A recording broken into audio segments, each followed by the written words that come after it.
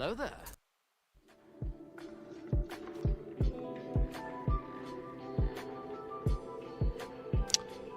Hey, howdy, hey.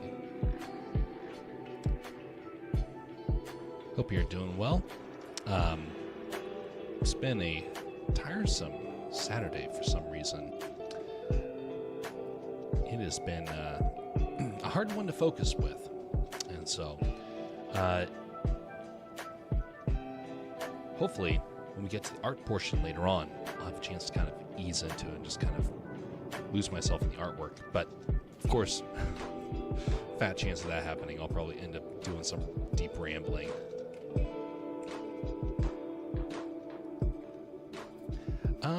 Okay, we seem to have... Oh, yeah. Right.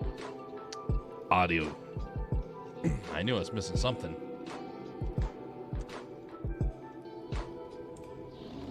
There we go. Much better.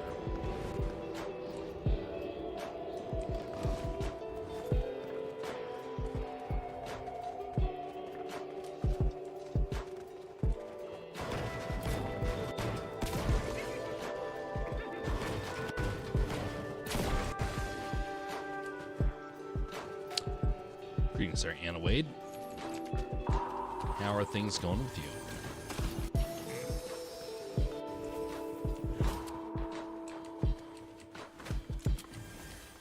Whoa.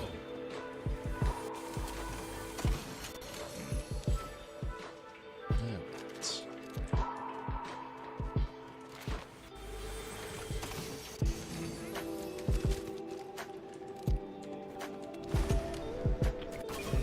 Not sure how long I'll be going on for tonight on this one. Like I said earlier, it's been a tiresome day. And go on for a little while, then do the swap over to art. Speaking of which, let me double check something on the Twitch side. There we go. Got to keep that up because everything has been glitching. Every time I turn off my PC. Well, yep. That's the difference of time zones. It is indeed a quite the challenge that I've had to try and learn to work with. Of course, the things would be in the reverse if I was, overseas, over in Europe and whatnot. I know a couple of people that, again, like I've mentioned beforehand, they were really interested in having me go to an earlier time slot. And back when I actually had some offers for a streaming gig, that was when I realized that I would have to go to a very early time if I want to actually follow through with it. And I would be at work if that was the case. And couldn't pull it off. That's why I'm the person that people go to sleep to. Because of that time zone difference. Although there may be something that happens here come summer. Someone gave me an idea, and expect to see something a little unique come summertime. Because it's something that doesn't take a whole lot of effort to do, and could be pretty entertaining. I have to wait and see. Oh, hello.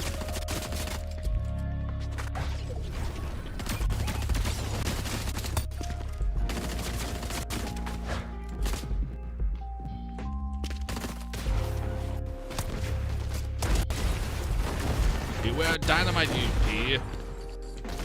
Oh, watch out for bullets, Ang.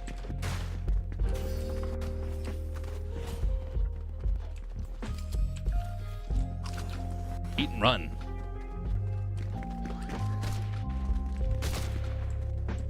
Surprise! Where'd he go? Get back here and fight, you coward.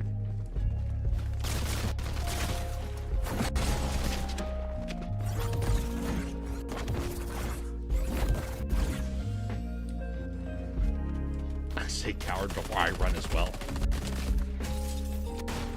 Hey, greetings there, Jess. How you doing?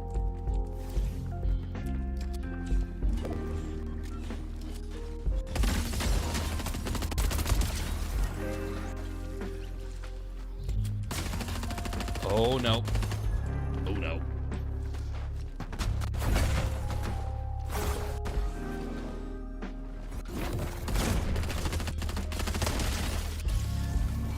Well, that actually turned out pretty good.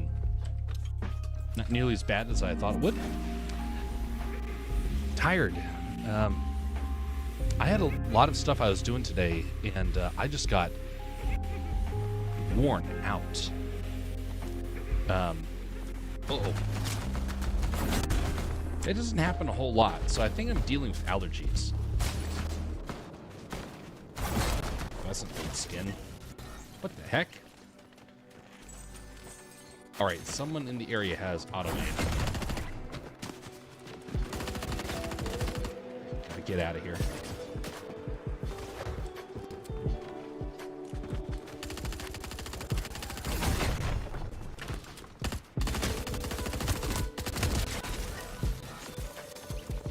That was probably not the guy with auto aim.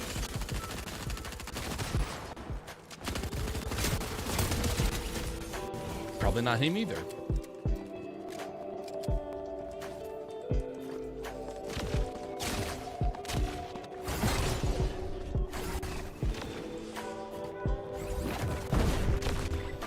Oh. Wow. That went actually pretty well. Way better than I thought I was going to end up. How many did I get in that whole combat? 6 people back to back? Wow. And there's another that's coming to pay a visit. Wow, this is distracting. Stop fighting me. Why don't you go back to hunting demons? Or whatever that, K-pop demon hunter character, whatever it is. All right, back to your regularly scheduled drinking. Gold llama under the tree. Oh yeah, I gotta go back for that. I can play on my Switch. Yeah, a lot of people play on the Switch. Jess is a regular Switch player, and it is definitely an interesting platform to play on. I've had some times where I've done that when I was having problems with my PC. It didn't go so well. Oh golly. I had other problems that started to occur. This game is like feels almost like it is cursed in that sense. Oh, hello. Where are you?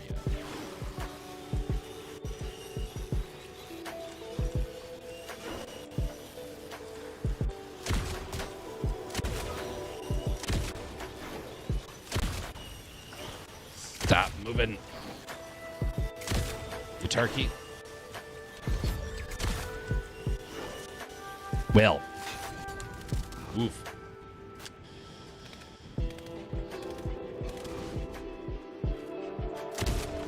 Ooh, jinx.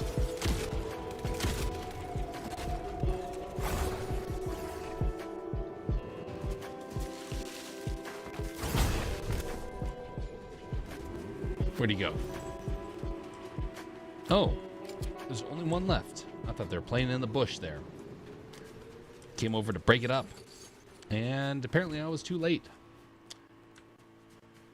Grab that. In the meantime, you're running off there.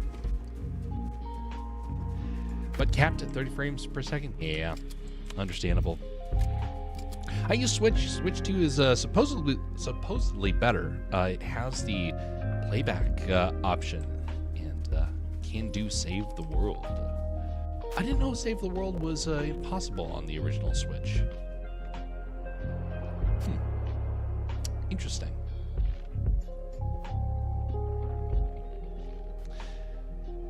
I have to say that of the platforms, I kind of wish was like more versatile for some of the stuff I kind of would have been interested in.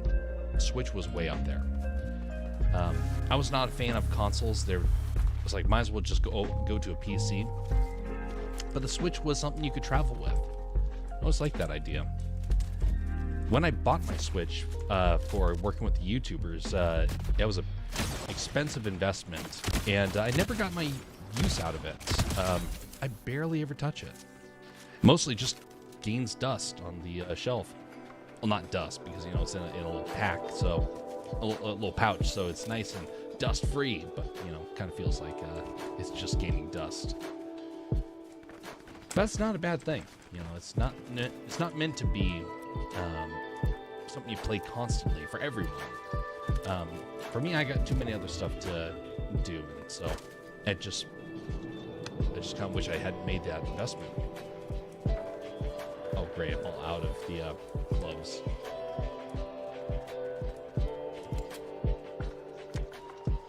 I need gloves. There are gloves. There's also mobile, but at least the the mobile version, it seems to cause a lot of problems for mobile. They really stress, like, oh, mobile has such great potential. Oh, you can have pro play everywhere. No. It's like it's kind of similar to the finger swiping games where there's not a whole lot going on, so that way it can, you know, run on the device.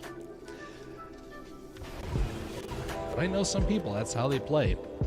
There's one guy that visits the stream every now and again where he doesn't have a computer, he doesn't have a console. He uses his phone. And can't blame him for that because he is on a budget. But it does make it hard for him to, you know, be able to play effectively.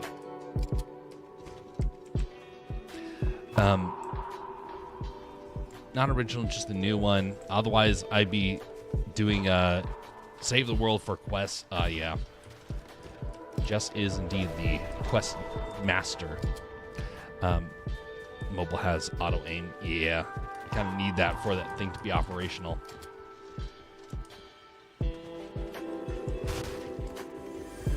Give me more gloves. Or pizza. I love the little Italian music that plays every time you pick that thing up. Very, very entertaining to me.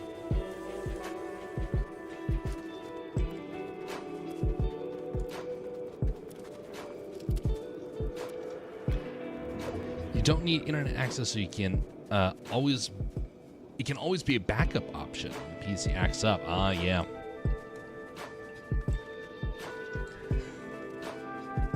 If you have capture card.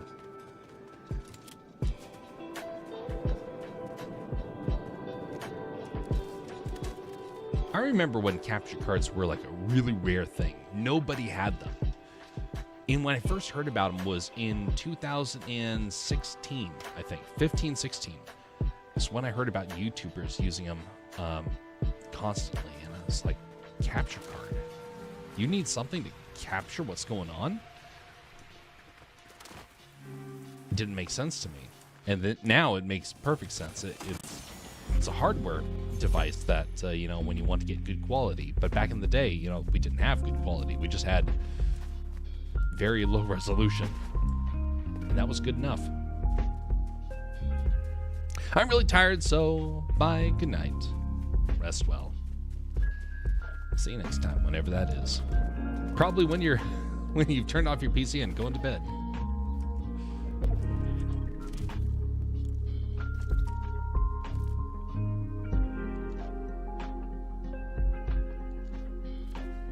Oh, I figured out where they're putting info about the updates. No longer an article in news, but in the community thing now.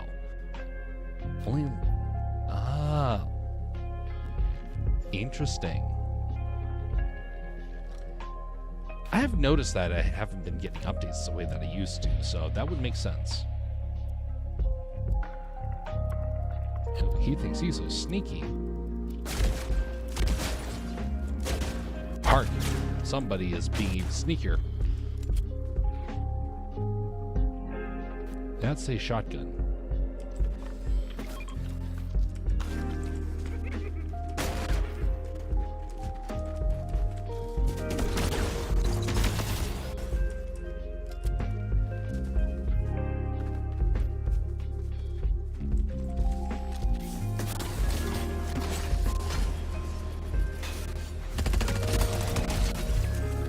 Oh, sneak up on me, would ya? How dare he? Mm-hmm.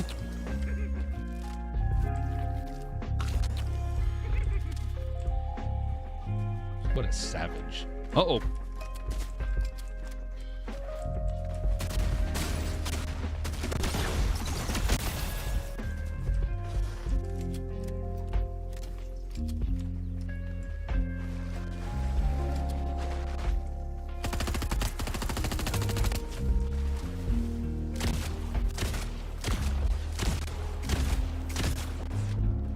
That's not good. Come on back here, buddy.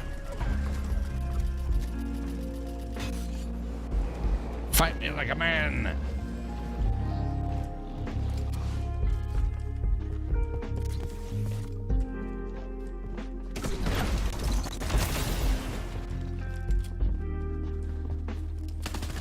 Goes Darth Vader. Darth Vader got beaten with a stick. Well, well, well.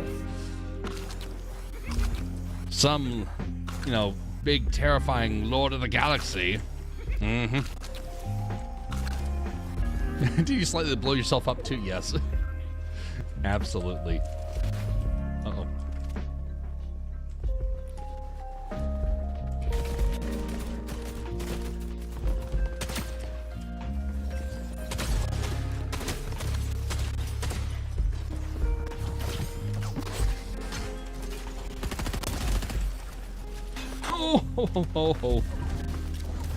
Oh, I'm getting out of here.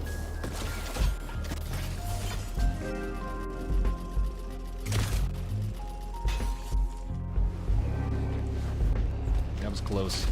Oh, come on.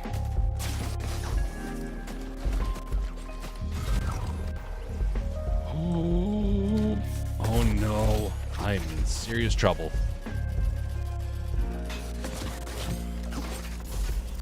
Got no health, and the storm is closing in, and there's one guy left.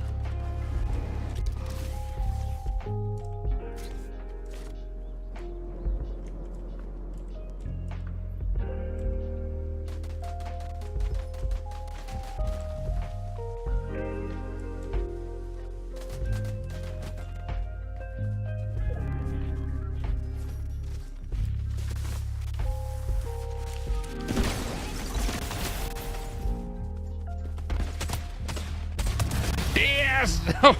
Oh, banjo time. Wow, that was unique.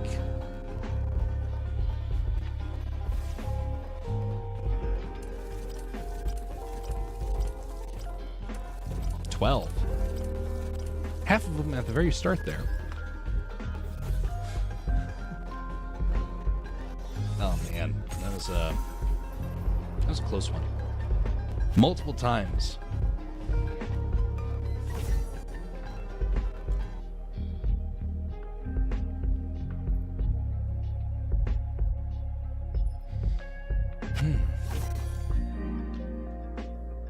Yeah, celebrating dinosaurs.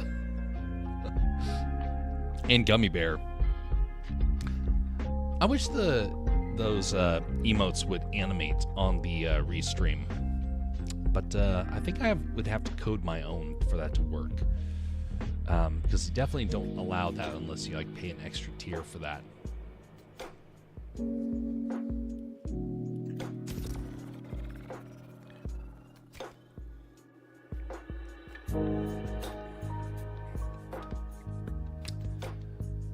So come summer, I already have planned a couple of things, but there's going to be a kind of like maybe a 3 or 4 stream special. I've been thinking about this for years, and I'm going to go through with it. I'm not going to mention what it is until, we get closer to that. When that happens, then you'll probably hear about it, a few days beforehand. Not going to mention it until I make sure that it's going to work. So I can't figure that out until maybe June. Mid-June, this specialty stream will probably happen.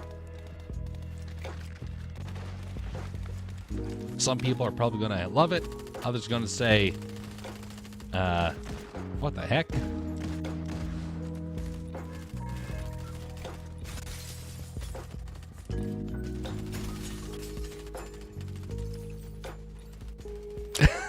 Bouncing snowman. Waving snowman. Also got another dancing one too. Yep.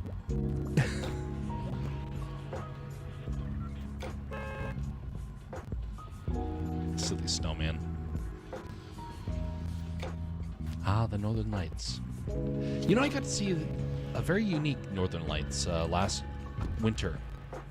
It was a line of Northern Lights just reached from one side of the sky all the way to the other. Don't see that very often. At least in my area.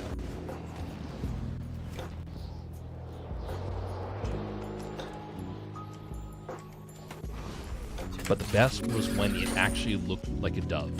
And it transformed and then looked like an angel.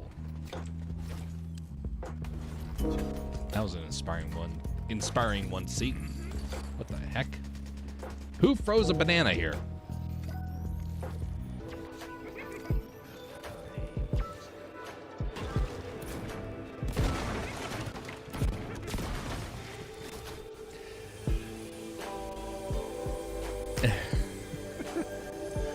Don't think you'd want a snowman with wanting snow gun. Oh, it's actually started to disappear now. And I don't want the snow technically to leave. The snow's beautiful. I just don't want it to be icy. That's the big thing. I can enjoy the snow. I just don't want the ice.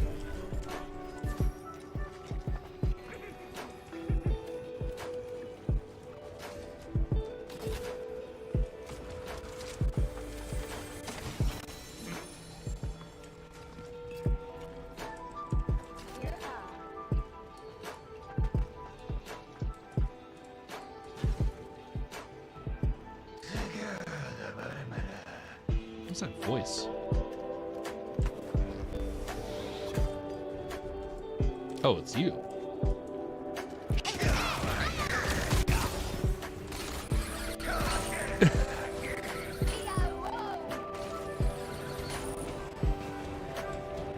Well, that's not quite what I was expecting was going to happen. I thought that was another player. Honestly.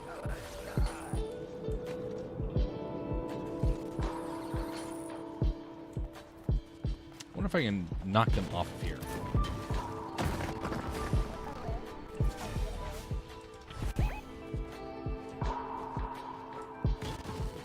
Open this up. All right, come up here, Ice King.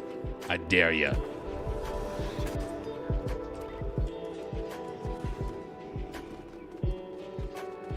Follow me, you coward. What else have I got to do to get you to follow me?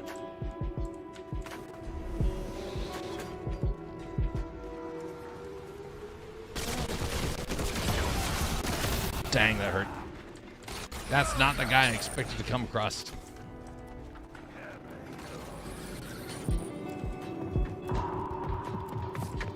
Oh, come on.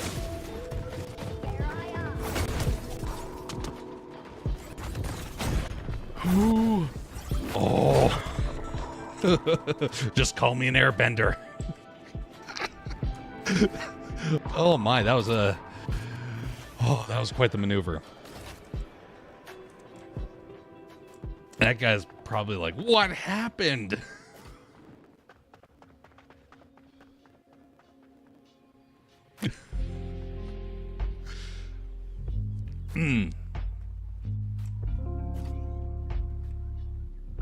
Okay. Reevaluating. Where do I need to go? I need health. A lot of health. Hello.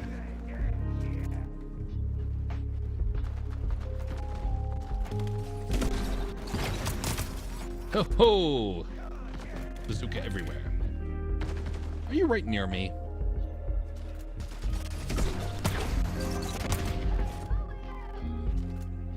Are you just causing chaos from up here?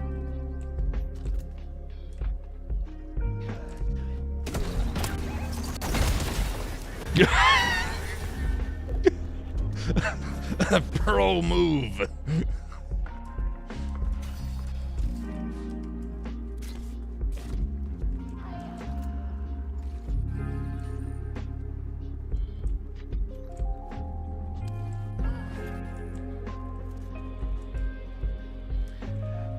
The bosses are weird, with a weird head shape thing is on the mini map.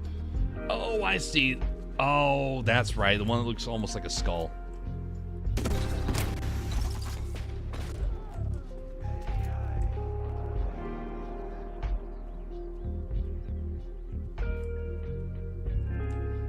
This is a fun item to use.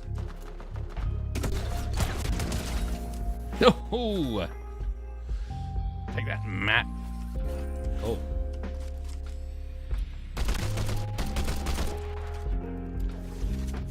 I really shouldn't be doing this anymore. I should go find myself some health. Oh, that's the edge. How do I get down from here? Obviously, just break the roof. Oh, that was close. I could have fallen off the edge there.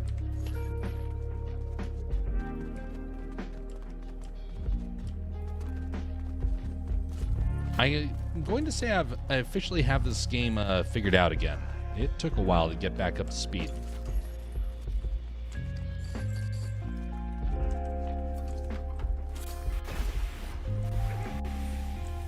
Close that door.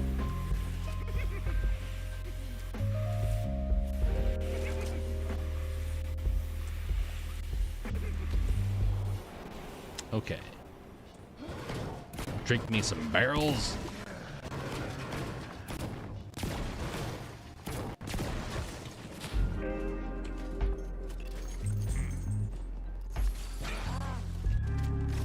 Who is that?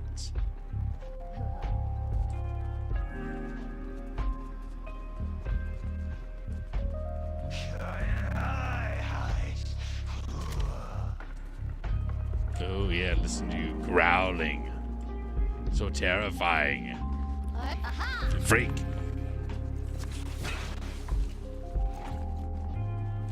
Follow me, you freak.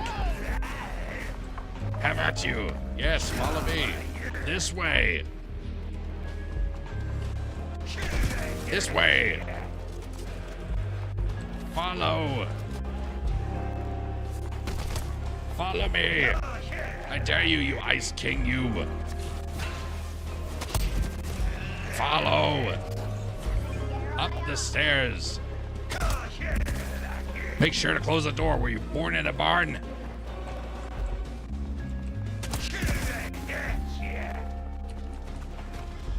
Follow me. Up here, you big frozen freak.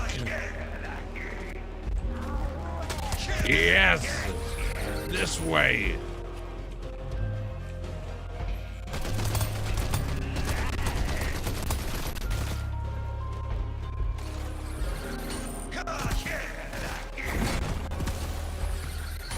Oh, I messed that up. Oh, I messed that up.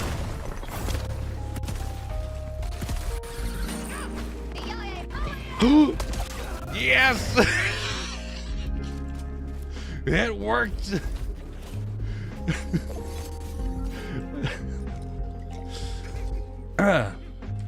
Well, this has been memorable. A memorable battle so far.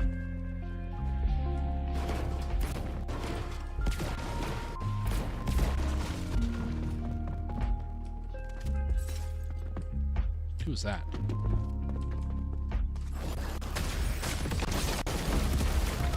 Oh no. Oh no.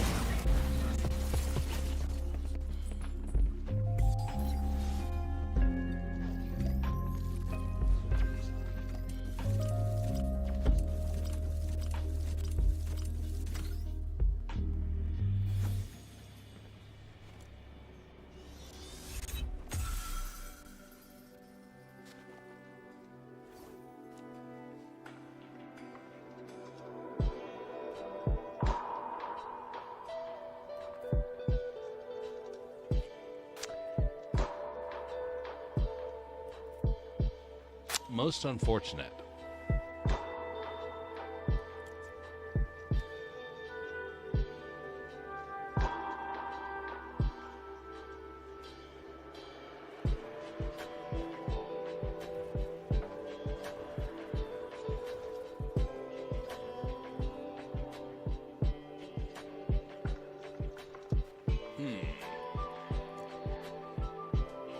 Most unfortunate.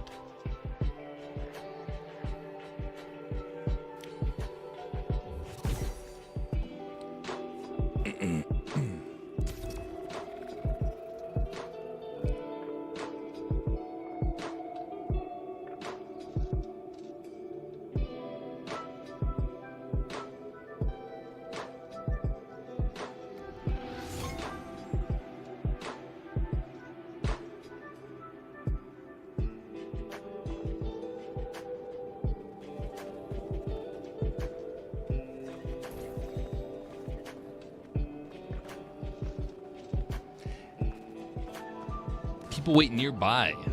Uh-huh.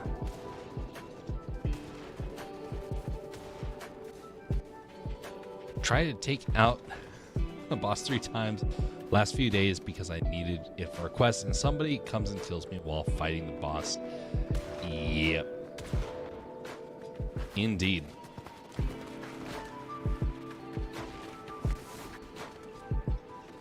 At least I know the sliding technique actually works for the boss. I mean, I was being a bit careless towards the end there. The earlier battles, though, went really well. Especially the escapes. Although I thought I got more than 2 player eliminations. I thought for certain that had happened.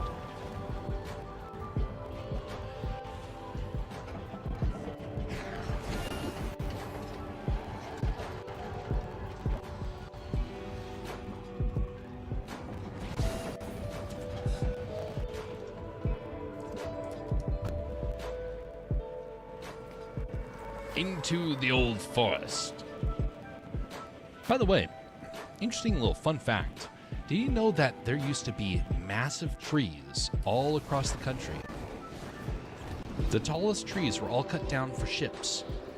And so thus our giant forests of old are gone. They were split up for timber for construction on massive buildings and everything else. And so the only large trees, like traditionally very old trees, are on the west coast. But that being said, some trees have started to begin to grow again to massive heights. And it makes you wonder if it might not be might not be thousands of years for some of these trees to reach their full height, but maybe just hundreds. And then they just get, thicker the older they get. I am all for having large forests again.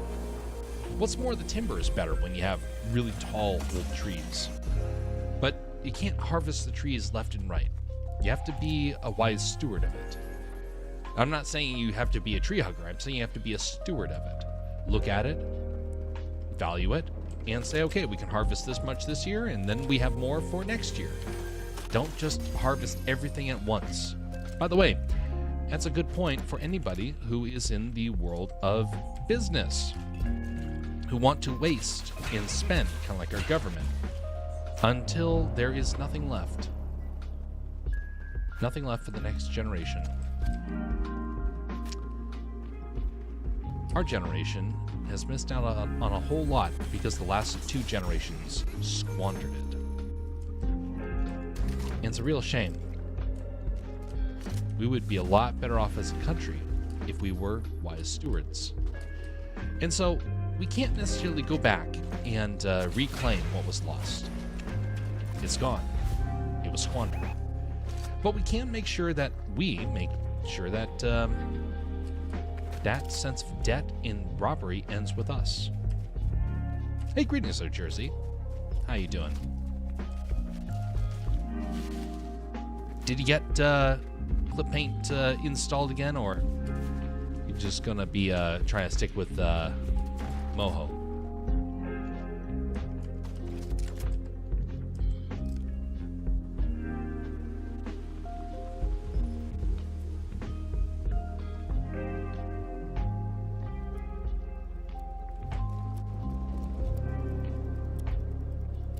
feel like somebody's down there.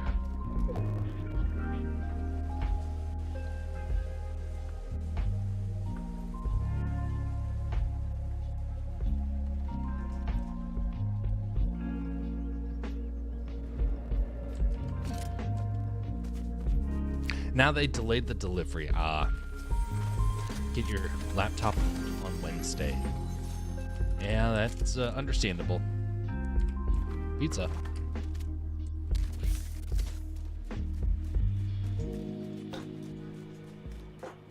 Oh, yep, there is somebody over there.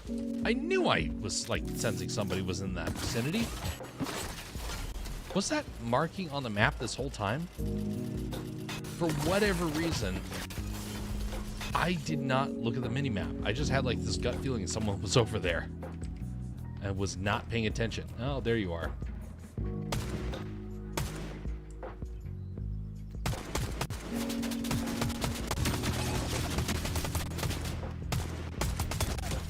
Take that, you boogie king. Although you're a female character, so aren't you a boogie queen? Cannonball.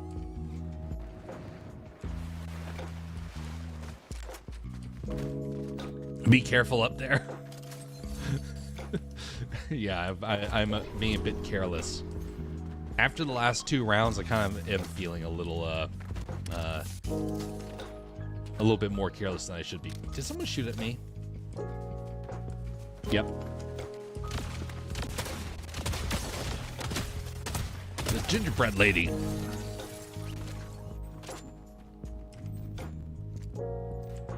Swap that out. Much better. It's a really cool laptop with a really good price, a steal. Hopefully that is indeed the case. Hopefully that is. Last night I ended up drawing a sketch for a story that I have in development. I have a lot of sketches that I've been doing like that. And over the last 3 years since I started this channel, I've been slowly compiling these sketches all into one place. Well, not one place, more like a catalog of that I can work off of. And so, one of the goals for tonight is to do another sketch or 2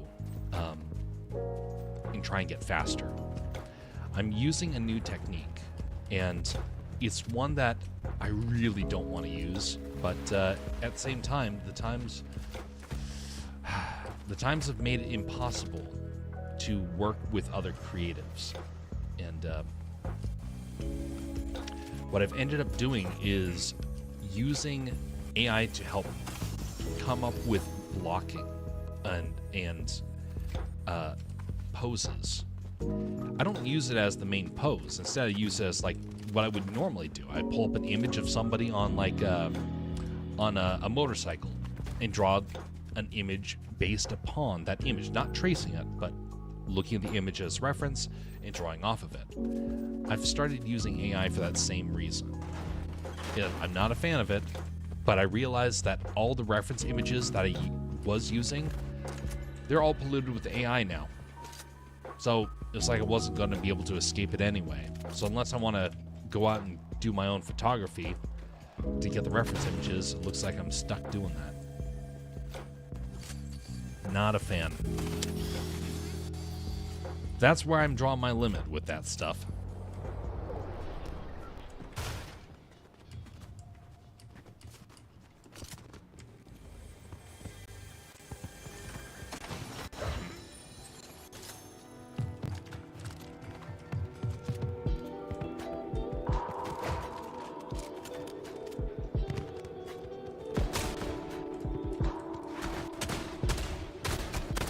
Wow, we can't hit each other. Take this, you pickle. Wow, he was in a pickle. Okay, bad English joke.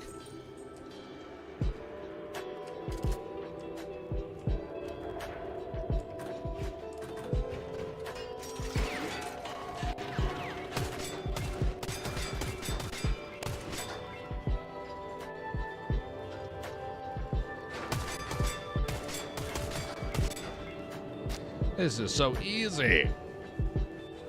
Give me a challenge. I used to really like shooting galleons. They have very much started to disappear, though. They used to be everywhere. But now... Uh-oh. Someone's in the area.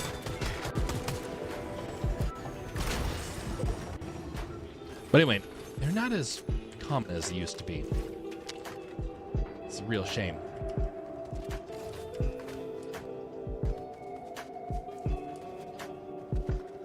Hey, buddy, who was shooting over here? Yeah. I knew you're a violent character. Monkey's dangerous. I had to put him down. Anyway, I've recently started doing this as a strategy of using the AI images to help figure out poses. And one of the things that I'm hoping to do is eventually just get better at doing the rough sketches so I can just start doing it again myself. So one of the reasons why I'm trying to practice the rough drawings, trying to get faster at doing that so I can just quickly whip stuff together.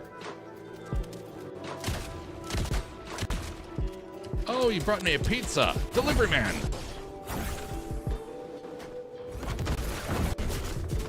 Oh, I cannot stand delivery drivers anymore.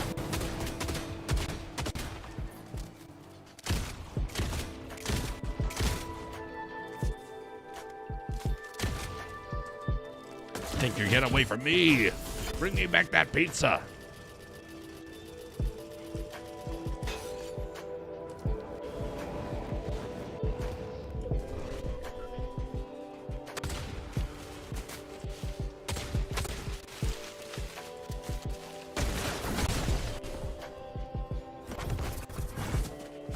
You stole that pizza. Come back here, let me give you a tip.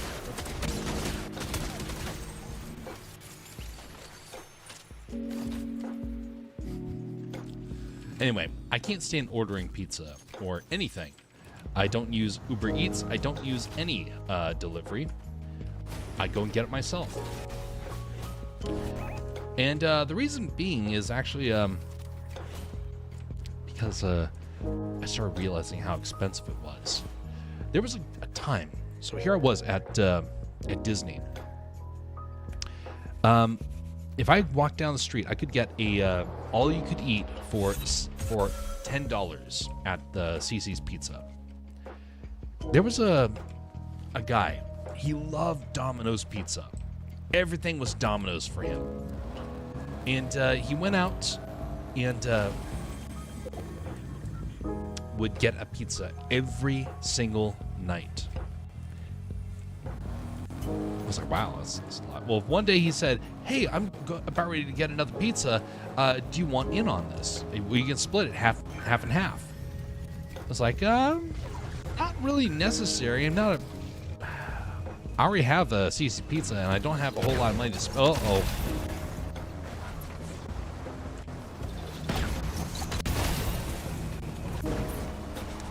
That ain't good.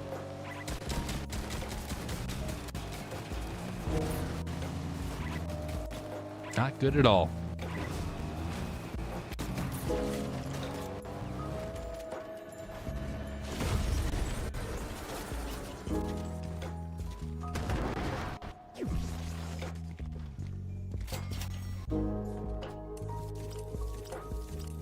Don't you laugh at that.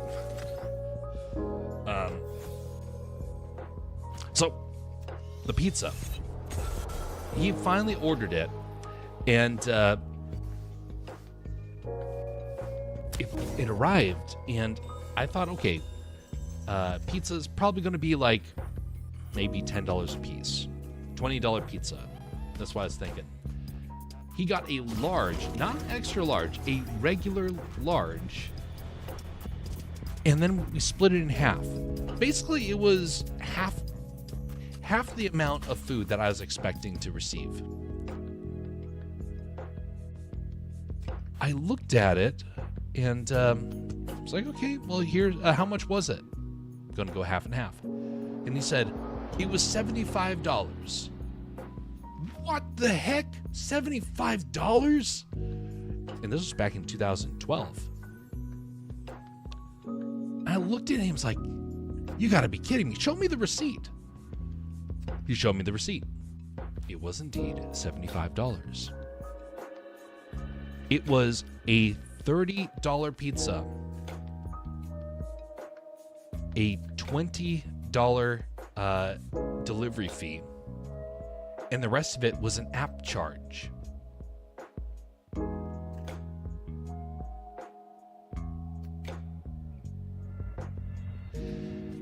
I looked at him and said, how are you affording this? You get this all the time. He didn't pay attention to his finances. He didn't realize that we at Disney, who didn't make enough to live off of even bread and butter, he was wasting it. $75 a day. I wanted to know how he was going to fly back home. There was no way he would be able to do that. Well, turns out he had relatives that were helping to pay for stuff, and as such, he had no understanding of finances. Ah, golly.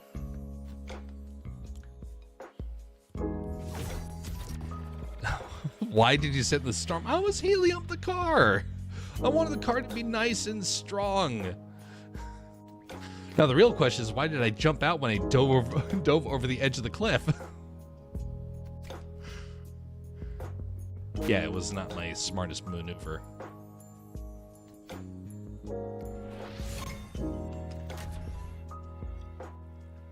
There was another person 5 years ago up here in Alaska. Ordered a salad. She worked over at the office. She got salad all the time, delivered by DoorDash. And she's like, oh, I don't know what I would do without DoorDash. And she opened up her salad. She ate it.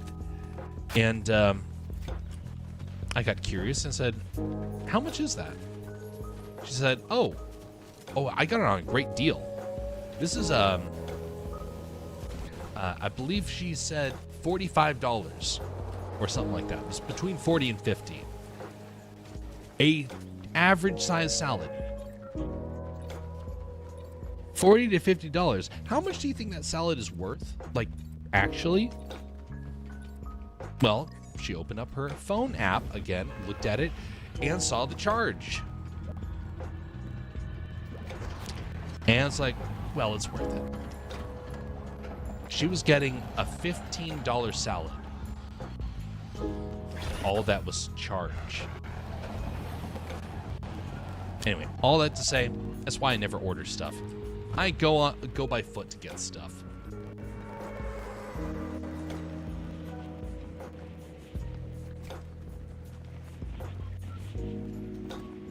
Look at a big giant jewel waving.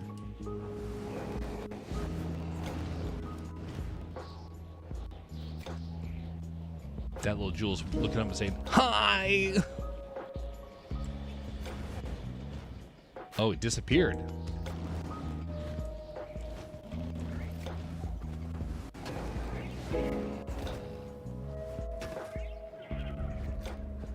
Ooh. Yeah, beat that jewel. He gets angry.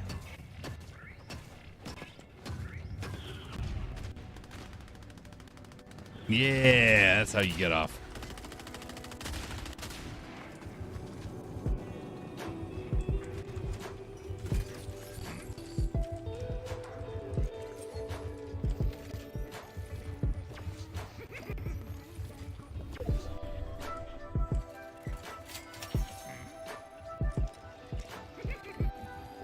A lot of those places charge more on the apps to make up for the fees they charge. Yeah. Those fees are through the roof. And those apps are intentionally trying to gouge people.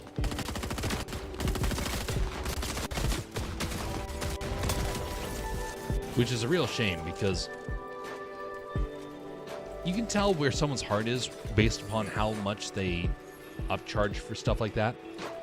Is it how much you can get away with or how much it costs? If you're trying to do a service, you do it to cost and you get a profit. If you're doing it for the money, then you gouge people for every dime, and then you don't worry about when people, stop going to your business.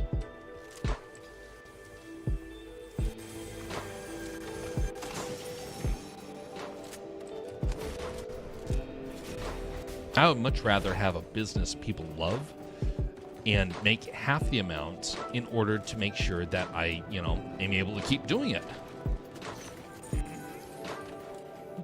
That combat quest, equipped a ranged weapon. Okay, whoop-de-doo. Hit an enemy at 15 meters with a shotgun. Say no more. Hey, I didn't mean to shoot you. I'm out of here. I was doing it for a quest. Leave me alone.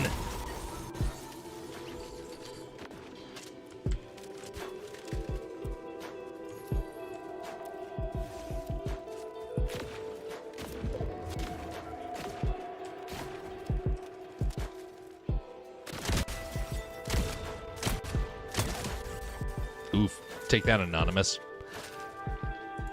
The app's charging the restaurants crazy fees. Yeah, for it to be allowed to sell on it. Yeah. There's a local delivery company that you place orders on with the website, and they'll call it to the restaurant and use the money to donate to a food bank. That's an honorable thing. Of course, whenever they say donate, I always get super suspicious because I've seen... I used to work at a TV station. I know how easy some people are to, take advantage of that stuff. So hopefully they maintain that even into like multiple years, because, someday somebody can very easily, scrape some off the top. But if that is indeed what they're doing, then that's quite honorable. We have a food bank, pretty good one up here. But even so, not a lot of people go to it compared to what I would have expected, which is because they require one thing, and it's that people not be doing drugs. That becomes a bit of a challenge. But the people that do use it have great stories to say about how much they have helped out. Delivery cost is like 10% of the pizza's cost. Well, not on some of the apps. Maybe it's different in the U.S. Yes, it is. And it's also more of a problem depending on what year you bought with it. Early on, they charged a massive amount. The idea was that they could just charge whatever they wanted, and then people would, buy it regardless.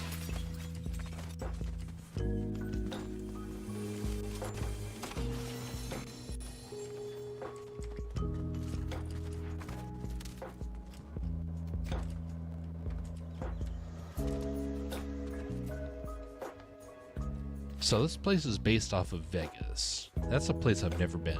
I've been to a lot of places, but I've not been to a lot of cities. Haven't been to Vegas, haven't been to New York, only passed through Chicago, passed through Atlanta. A lot of places I haven't been to.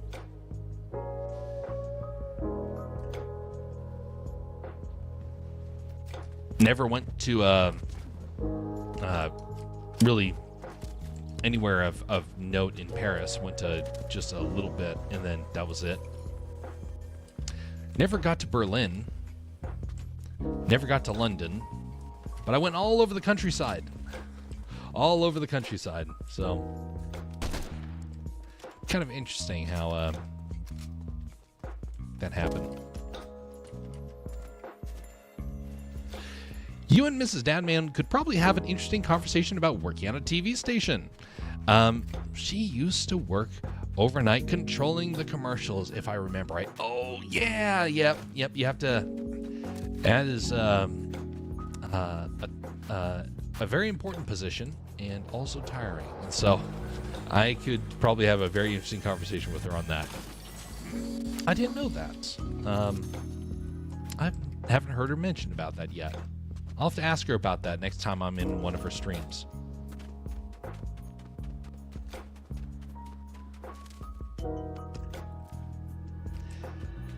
So we had there was a guy at the TV station I worked at who kind of like he ordered a pizza every night, and as part of the deal that the TV station had, he got a free pizza every single night that he worked the overnight shift. We have a very, very bad pizza company up here called Sicily's Pizza. It is a local business, and I think they're using a copyrighted image.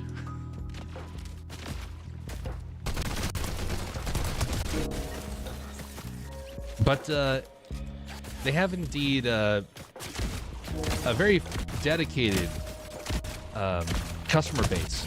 And one day, this guy who ordered this every single night, by the way, he was super overweight. He was very, very overweight. Because this was like one of the most unhealthy pizzas you could get. It was so greasy that one day when he received it, they delivered it at like midnight. That's one of the benefits of Sicily's Pizza. You could order it all times of day. He received it and brought it back into the station. He had to walk over a bunch of cables because he had to go through the server room to get to the place where he was going to sit down and eat.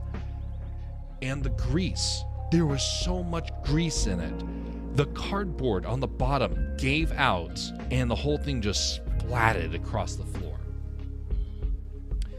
When I heard about that the very next day, and because they were trying to explain why the whole station smelled like pizza,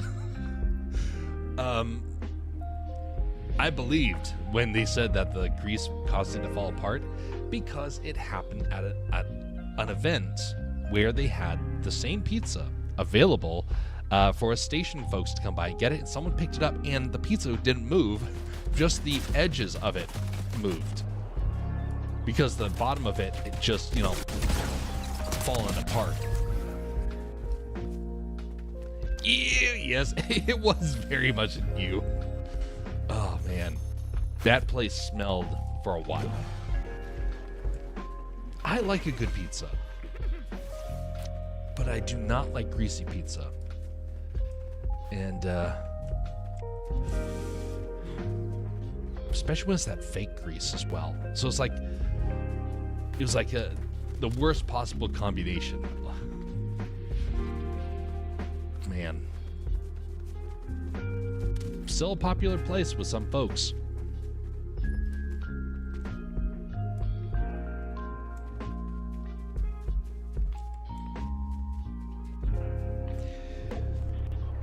Ouch, I guess I would need Moho Pro for $400, which is a massive expensive, 1/3 of my laptop price.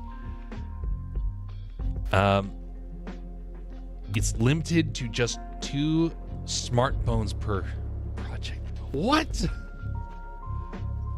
2 per project. Wow, they are intentionally trying to make that as painful as possible. Ouch.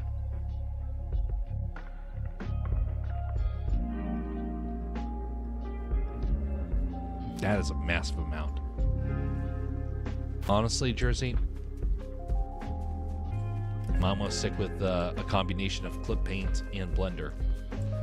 At least until you get the pattern down. You can buy the biggest, most expensive item in the world, and it cannot cover for skill. And so if you can master the skill, it doesn't matter what platform you use. I had to make the tough decision to not buy Tumbo and Maya, of which I was told by my professors, by people in the industry, you have to buy the equipment. I couldn't afford the equipment.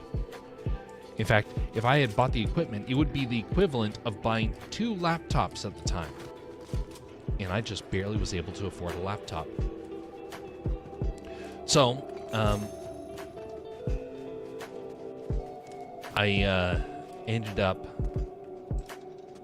not getting it, and instead learned to work with other tools. That's one of the reasons why Blender came into my workflow. because I couldn't afford Maya, the one that I really wanted to use. And now, I don't want to use Maya at all.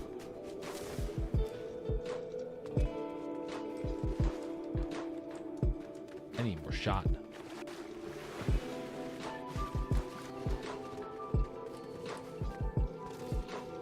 I think that's part of why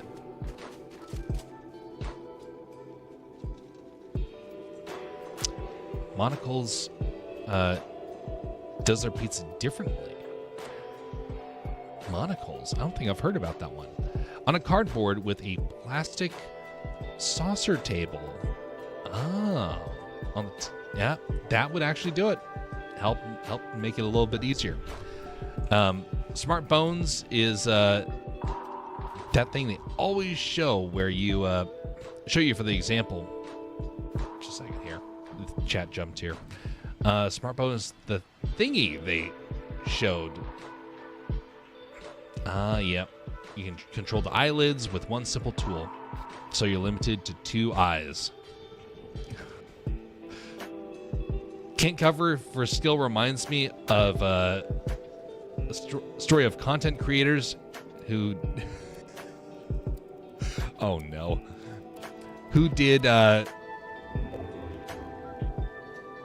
Scriblio a lot, and one of them got a drawing table, but it kept picking up where you move the pen, so he couldn't use it. You know, that sounds a little bit like a very memorable moment when we had a community game.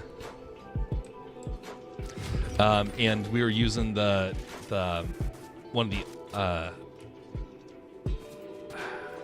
what was it? It was like a Steam game where we were drawing, and I was having problems because I was trying to use the tablet. Monocle's Pizza is a Midwest chain. You know, I don't know a lot about the Midwest pizza chains, but I do know about one. Pizza Ranch.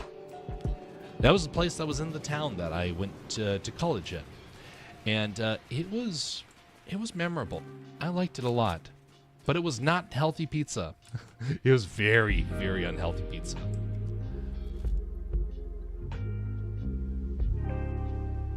Over there you see a bouncing sniper.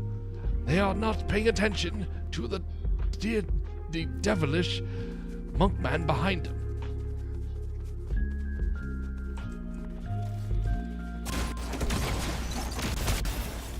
Whoa. Man, that really blows you far away.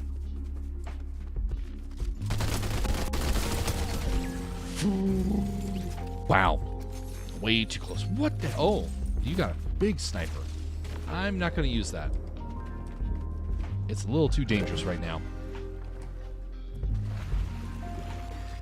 3 different programs for one thing that's tough. Yeah.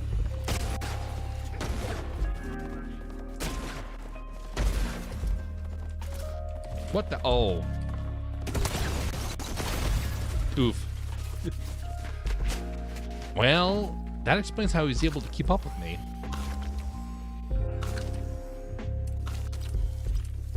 Darn that pickle.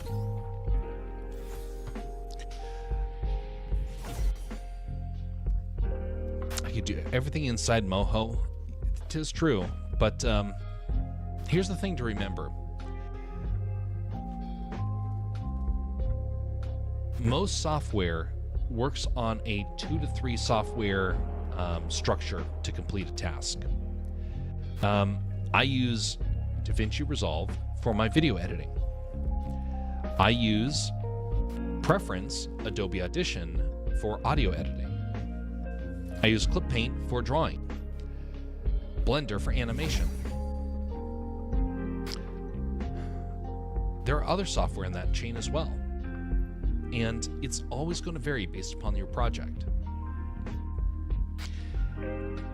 Sometimes it's good to have all of it under one project, under one program. That's why Blender's really leaning into that. Blender won't be in that position to really, solve that problem for a while, though. But they are solving it slowly but surely, especially with things like their grease pencil tool, which is a great tool. It just isn't optimized for 3D enough. And I kind of am waiting for them to do another massive update to it before I can use it legitimately.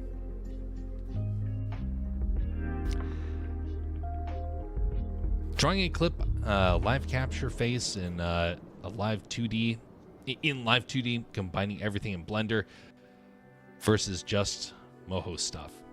Yeah, indeed.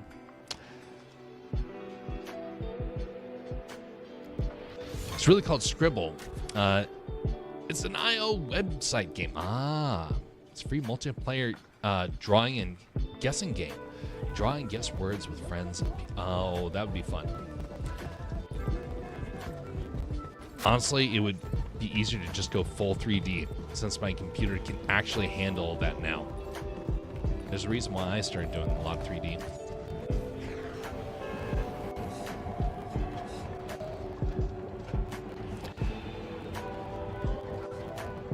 No more 8 frames per second viewport in 10-hour renders.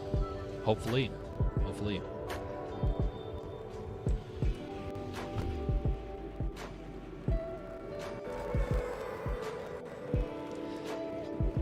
If I was, if I had the money, I would make a product that is a modular render farm. I now know that how to kind of like piece this thing together conceptually, but I don't have the parts and I don't have the programming know-how to pull it off. But I know the basics. I know the people who could actually pull this off. It'd be a really neat thing, actually. A render farm that you can add to, swap out parts, and it's disconnected from your PC. That way you can work off of a smaller PC and not lose the ability to really,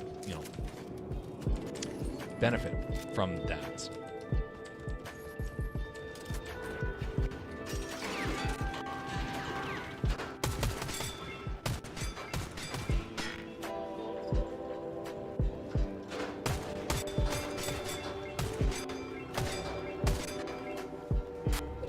After this round, I might do art afterwards.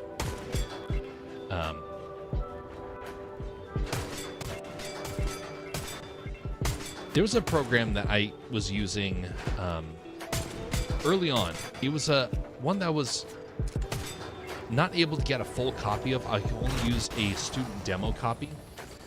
And it was a software called Dragonframe. It was a fun software to work with. I did a lot of stop motion animation early on as a kid. And it was a stop motion program. And man, was it good. Of software out there, it was one of the best. Like, just flat out. It covered everything. It is no longer as useful as it used to be, but still is a very good one. That's like kind of a program I wish I could get, but I'm not going to be able to afford that because I wouldn't actually be able to benefit from it. I got enough programs I've gotten used to.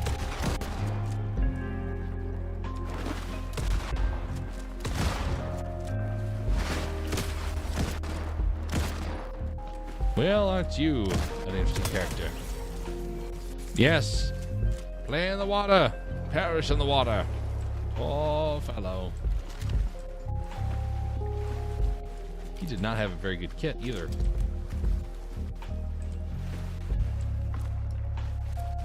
Oh, speaking of playing in the water and perishing in the water.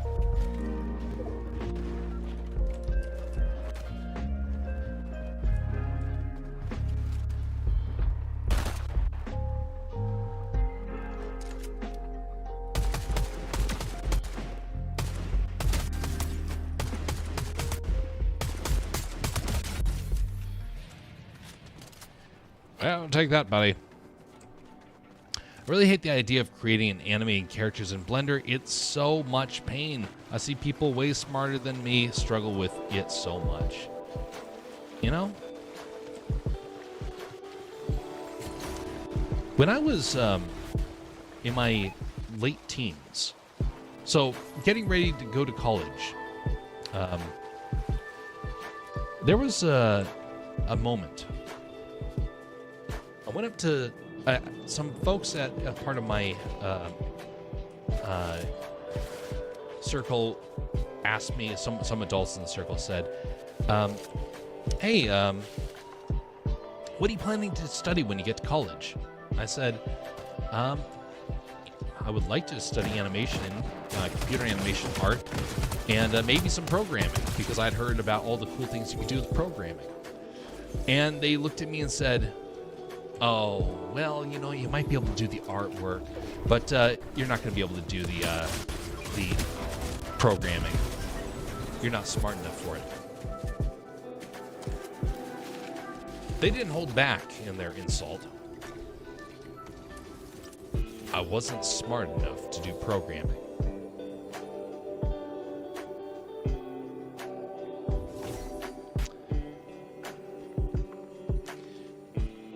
Right now I'm working on my own encryption tool, custom encryption tool using coding.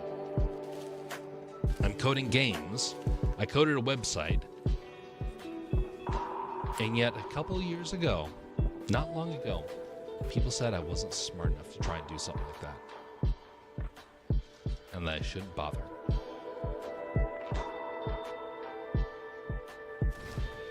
Your skill is not limited to what you can currently do. Your skill is limited to what you're willing to dedicate your time to. Everyone grows, but some people will grow faster than others, and those are the people that embrace the struggle and say, yes, let's do it, let's go further. Not pridefully, but more like, I'm not going to be trapped in this current state. I'm going to improve. That's the main thing. What you struggle with now will not be something you always struggle with. The sad part is that eventually you will reach a point where you can no longer do it. That comes in your older age. I am at that cutoff point. I can feel it. Things do not come to me as quickly as they used to. Doesn't mean I don't stop. You gotta stay active. Keep doing the muscle. Keep exercising the muscles of the brain. It's one of the reasons why I hate AI, because it's causing people to become lazy in the brain. You gotta keep stretching it. And then, it's not the question of whether or not you can now. It's more the question of, when will you have the time to actually make it happen? Speaking of which, time to switch over to art.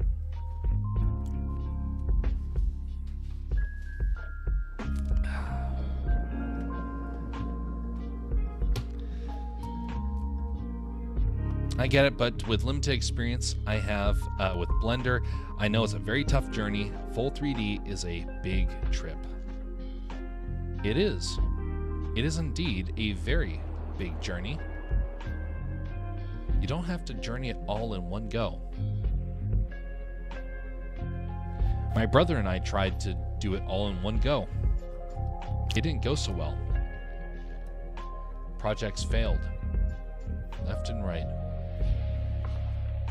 We tried because we saw other people succeed. We struggled because other people found success. And we couldn't. I couldn't. My skill set now is where I wish it had been early on. It took 15 years to get to this point. Didn't mean that, that I wasn't able to make anything. It just meant that the big things I really wanted to do have been a little tough to get. But it doesn't mean that that it's impossible. It's just a delay.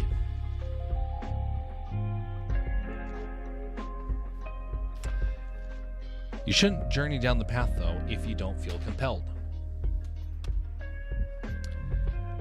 I found out the hard way that I'm incredibly persuasive to some people, and they will drop everything, apparently, to try and do what I have hinted at or suggested or things that I'm doing. And I feel miserable for that because other people have abandoned reason, you could say, in order to try and pursue my dream for me. And I'm like, and I realize that I've ruined them because they take my dream and are suddenly discouraged when it doesn't pan out. So don't do it because somebody tells you to. Do it because you feel compelled.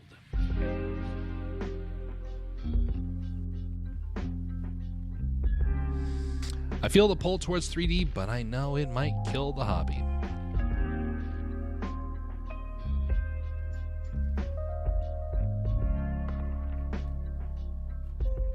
Valid concern.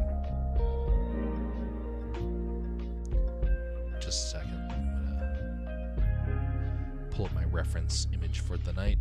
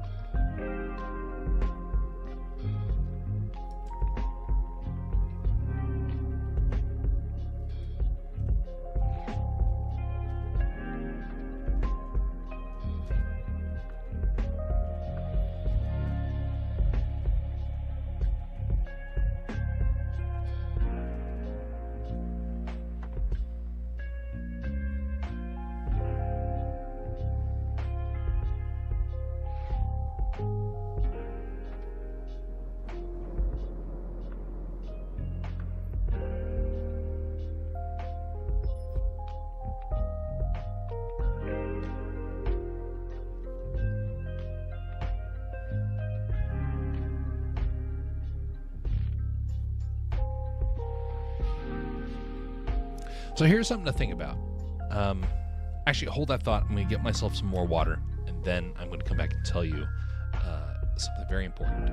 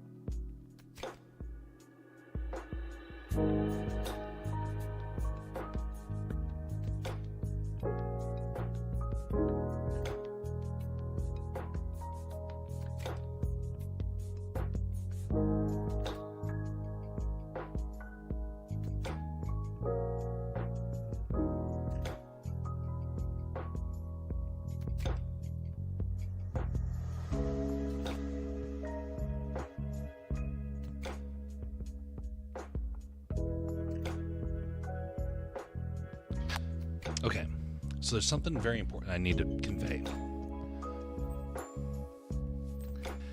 Hobbies. You will hear many people say, if you love something, keep it a hobby. If you want to learn to hate it, make it a job. There's a lot of people that think that. A whole lot of people that think that.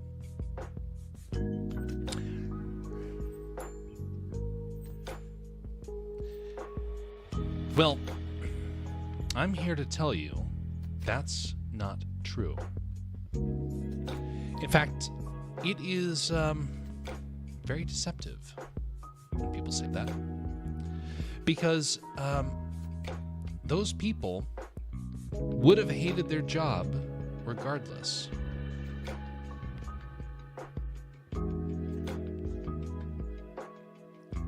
There was a moment where I had to either embrace art as my job or to reject it.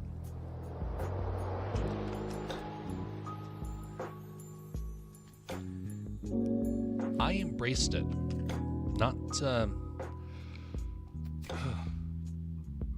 Not necessarily the wisest thing. It hasn't ruined my love of the medium. It has taken away a lot of the time that I have to do things I really want to do, because I usually get dried up on the artwork that other people need me to do, and that tends to not be very fulfilling. But that sort of stuff, unfortunately, is always going to happen. You're going to have things that you enjoy, things that you don't.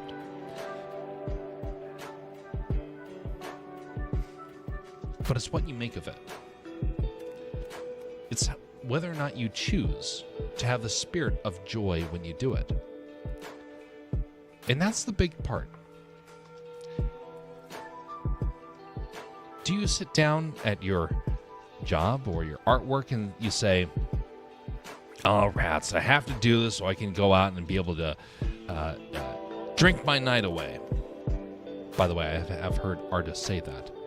"Oh, I gotta deal with this artwork. Oh, why can't the AI just take my stuff away and, I can just go out and party and do all this other stuff?" That sort of stuff is worthless. What you leave behind is what's meaningful. If you desire to leave something behind, you will make a very good artist. You'll also make a very good parent, most likely. A desire to want to pass on what you have to another. That's the whole purpose of art. You don't do it for just yourself.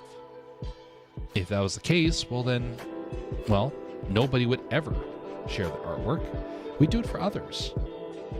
The people that enjoy it the most are the people who don't necessarily have the greatest artistic ability, and they can see the benefit. They see the value.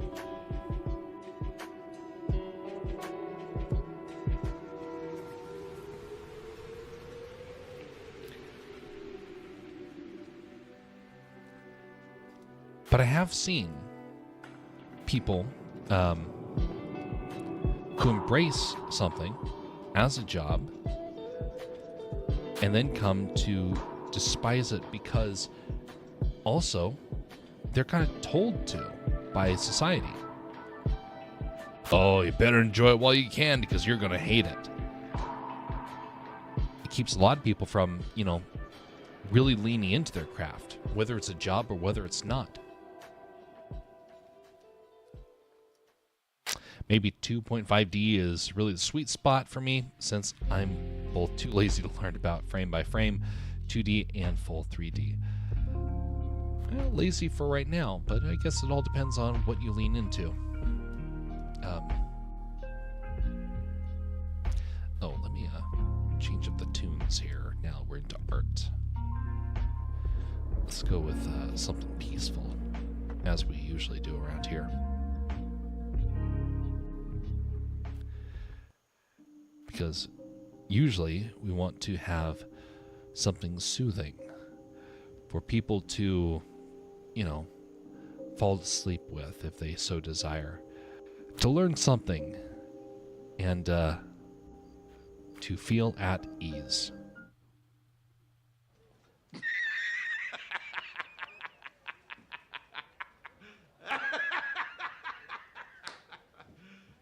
You serious? Well, maybe not everyone thinks that. Oof, I would hate to have an art job making something I don't like for money, like my friends drawing rocks.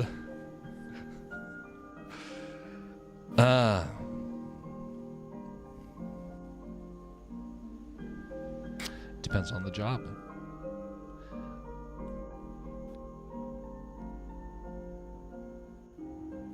Depends on the job.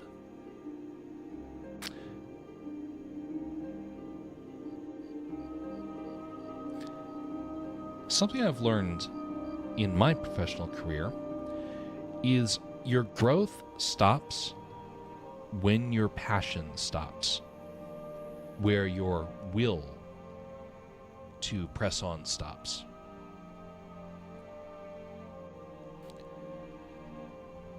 I've seen people with great potential throw it all away, all because they got bored with it, all because they lost the motivation.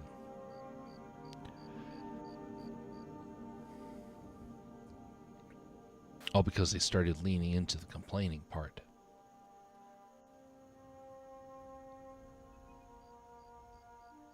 And then I'll come along and do, kind of take over the task. And then people are like, wow, wait a minute. That looks like it was really nice. How did you come up with that idea? I just stuck with it. The Castercraft logo took 40 iterations to get right. 40 iterations before I was happy. If I had surrendered at the 10th drawing, I wouldn't be happy with it. I would be constantly wondering, what did I mess up on? Unable to be satisfied with it.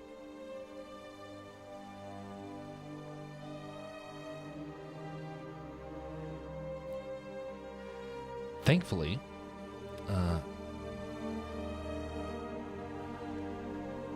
that was not the case. Things that God wants us to,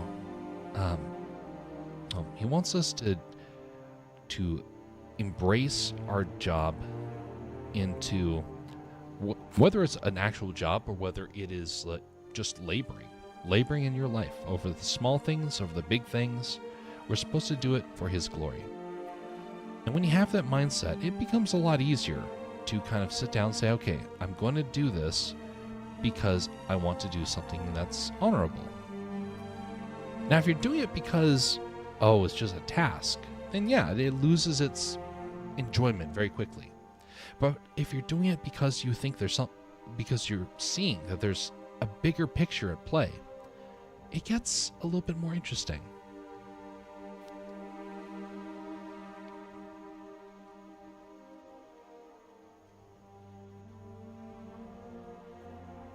You are a perfectionist. That probably added at least 5 versions of the logo. 5 versions? I think you're talking about maybe 75% of them. I still kept all those logo references. I'm like, that took so long to do. But man, when it was finished, like the way that the stickers turned out,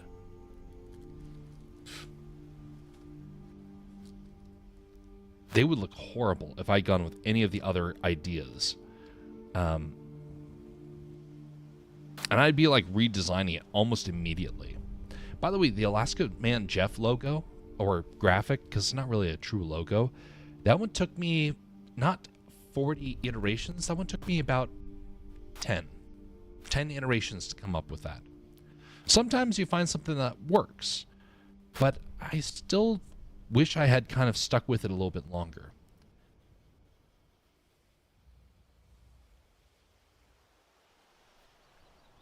But yeah, being a perfectionist is not helpful. I feel like I'm missing a button here. Oh, that's right. Okay. Where is that? Keyboard. Shortcut settings.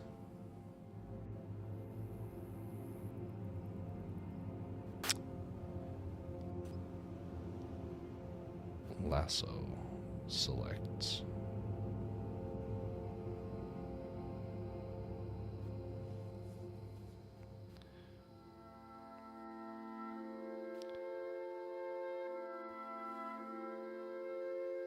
Where's that? There we go. Select.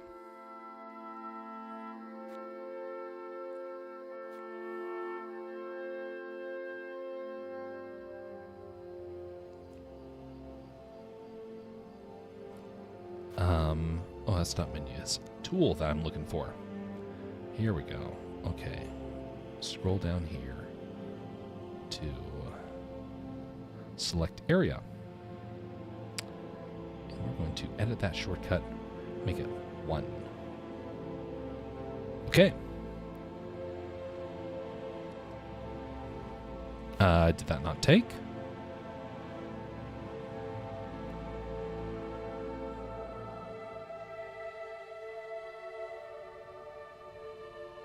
No, it didn't.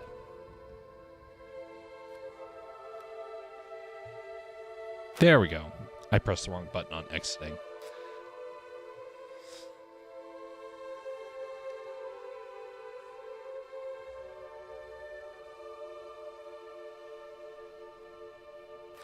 But spent a lot of times where I go back and look at an old project, and you know, there's a lot of projects that I didn't get a chance to really do to the degree that I wish I could have. We don't get a chance to, even though I want to be a perfectionist, we don't get a chance to be the perfectionist that we want to on this earth. We don't have enough time to do it. But, you know, we can still give it a good go. We can still do as close as we can.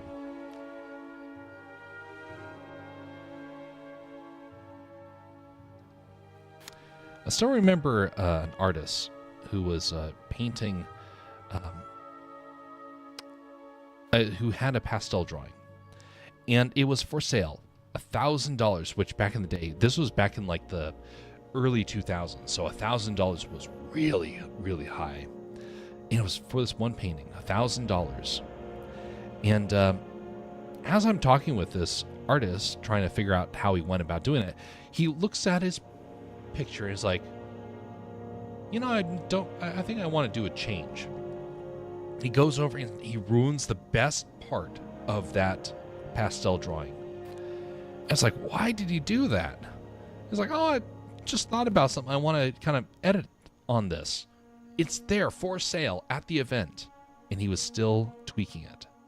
Talk about like uber professionalist, perfectionist.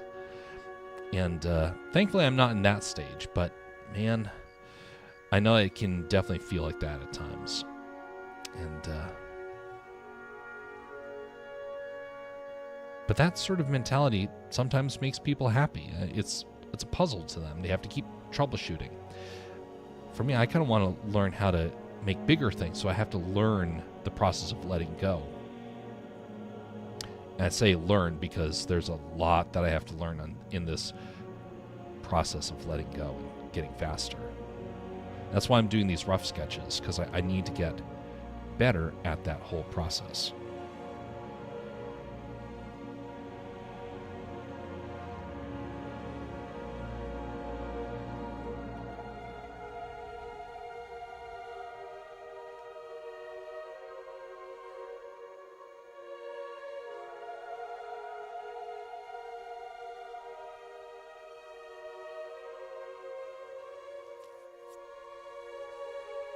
By the way, folks, if you find something of merit around here, hit that like button. Hit that like button if you find something of merit around here. If you did not like it, thumbs down. I'll still accept that. We still have a lot of people that have been watching after the stream is over. I'm actually a little surprised by that. So, you know, if you are watching these things later on and somehow you're like paying attention to what I'm saying right now, could you at least just give a comment so I know who's watching? I mean, you don't have to, but just be nice so I can kind of know like what's going on with that, so I know that you're flesh and blood, because I'm kind of starting to wonder if it's automated or if it's people. I don't know. I know there is an uptick that takes place, but I don't know who or what.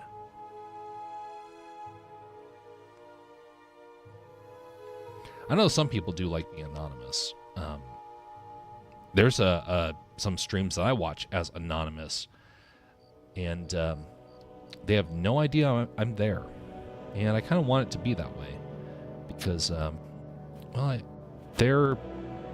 have a pretty big crowd, and I'm not trying to distract from them, and I'm also kind of learning along the way, so I'm trying to take pointers from it without people knowing that I'm studying their technique.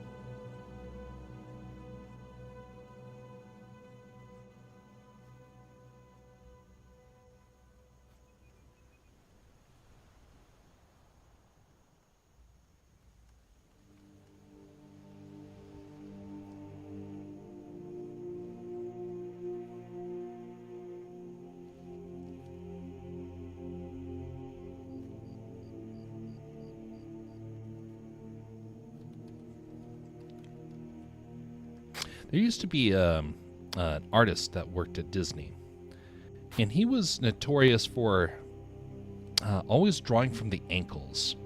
Every character he drew, he would start the concept art by drawing from the ankles. It's a very unique technique, and no one could quite figure out why he did that.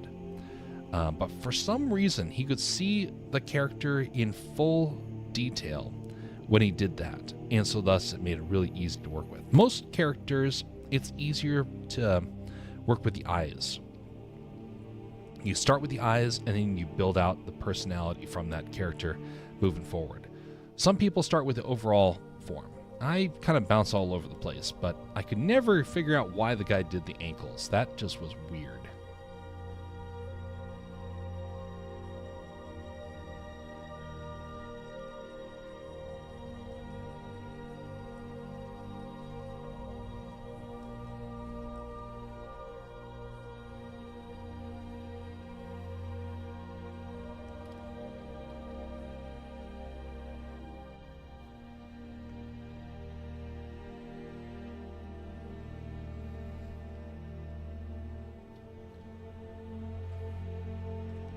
Ankles or feet? Ankles. The weirdest thing. He would be like, all right, everybody, we're going to start with the most important part of the body.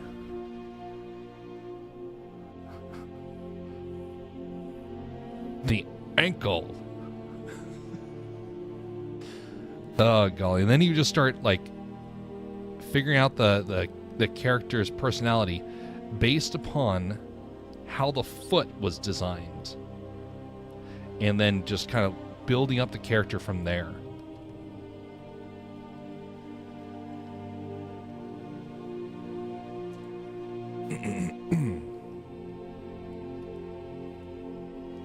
If someone starts with shoes, I would really respect that.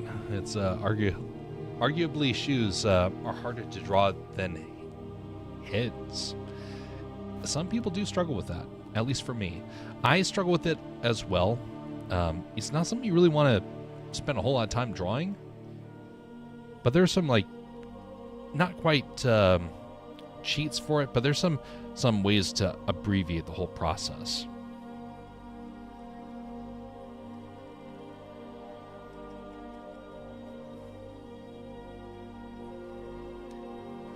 I can't draw in wait a minute. No matter what, without reference, it would be impossible. For now. All depends on how much time you put into it and what sort of exercises you're doing. I've shown some of the artwork that I've done in the past, and man, it took a long time for me to get where I am now. And I'm nowhere near a master. I am not a master in the slightest. I hope to be a master storyteller, but I'm never going to be a master artist. I know that for a fact. It's too much. Especially since right now storytelling is something that seems to be the most in need right now. So I've leaned into storytelling, even though I knew like early on, everyone at college was going to be director or writer. And now I really want to be a director and a writer. Because the people that went into that field have bumbled it so badly that I'm like, I kind of want to crack at it to try and figure this stuff out. Because I think I know what's going wrong. I started in the grunt labor, and now I want to try and figure out how to do the higher quality stuff. Oh, would you look at that? We got a bot from Streamboo. Denied. Get out of here, Streamboo.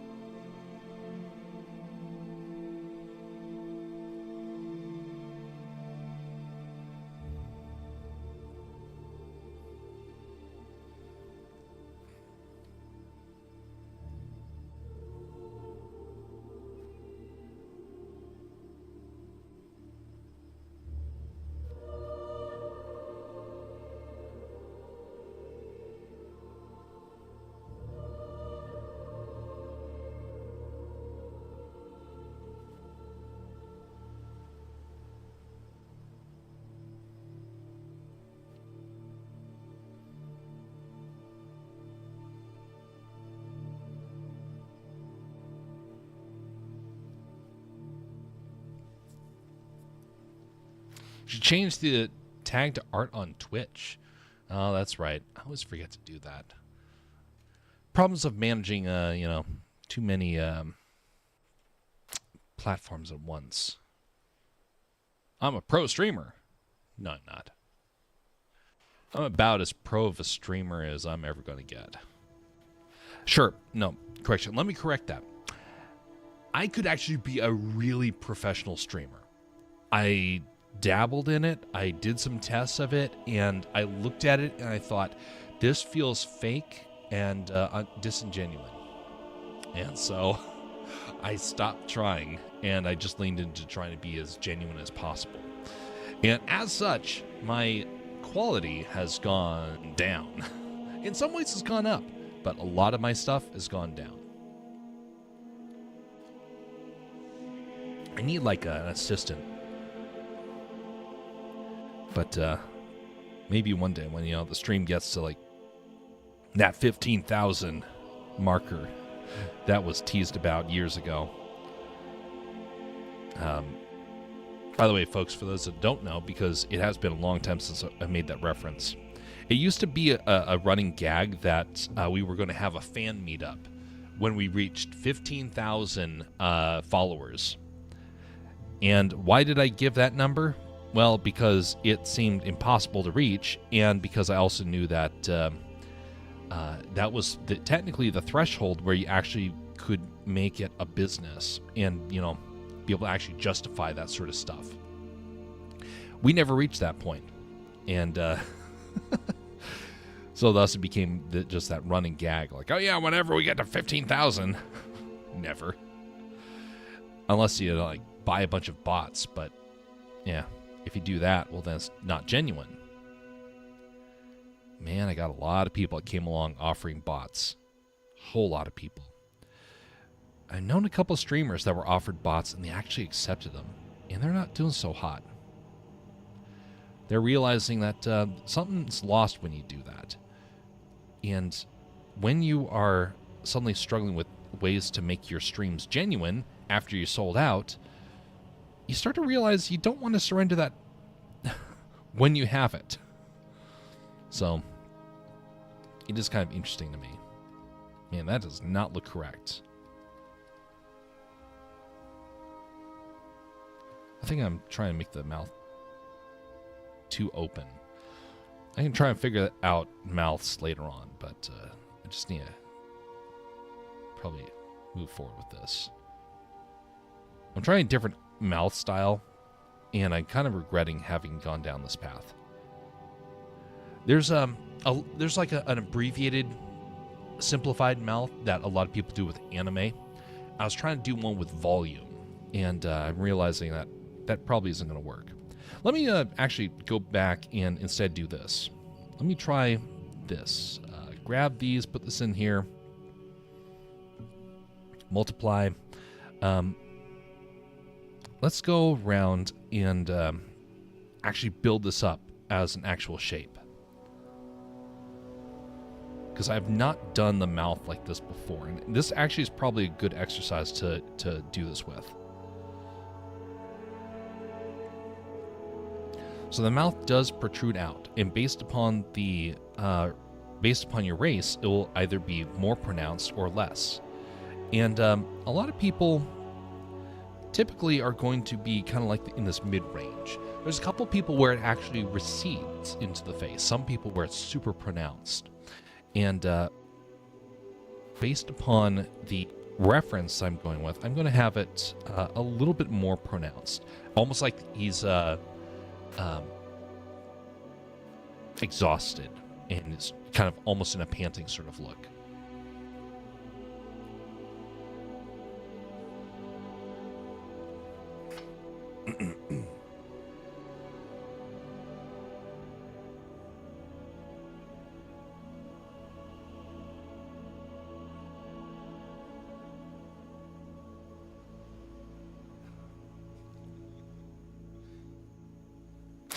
Yes.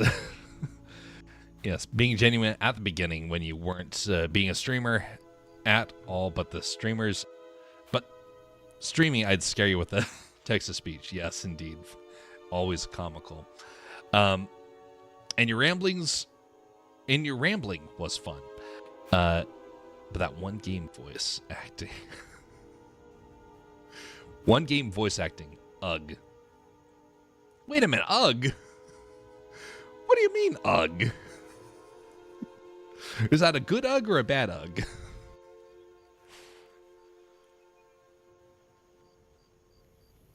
Oh no. Maybe I did a voice that crossed a line. I'm about ready to find out.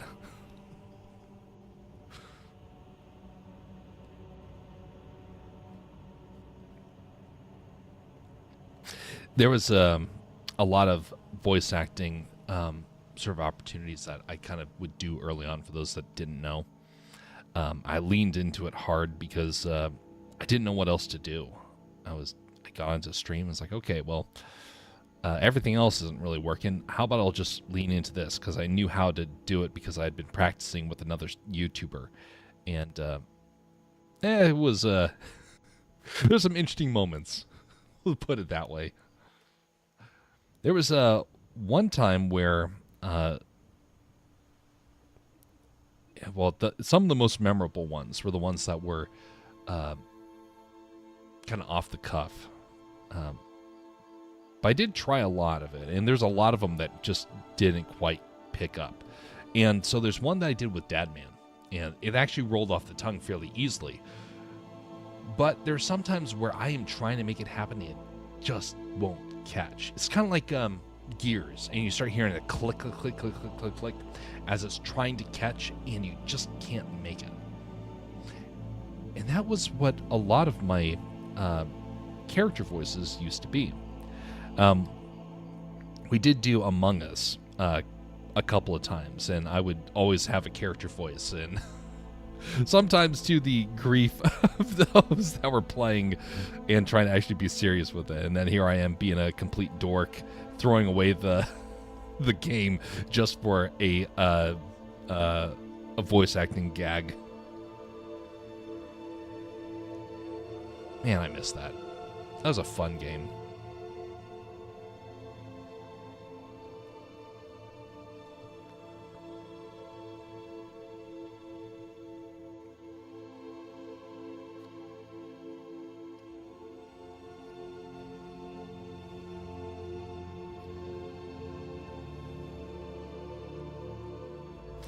Oh, yeah. Yes. Yes, I know what you're talking about. Yes, you were complaining about the voices that were in the background for that one, because I did have the volume all messed up. So their voices in StarCraft was way louder. I do remember that. Jess wasn't the only one who complained about it.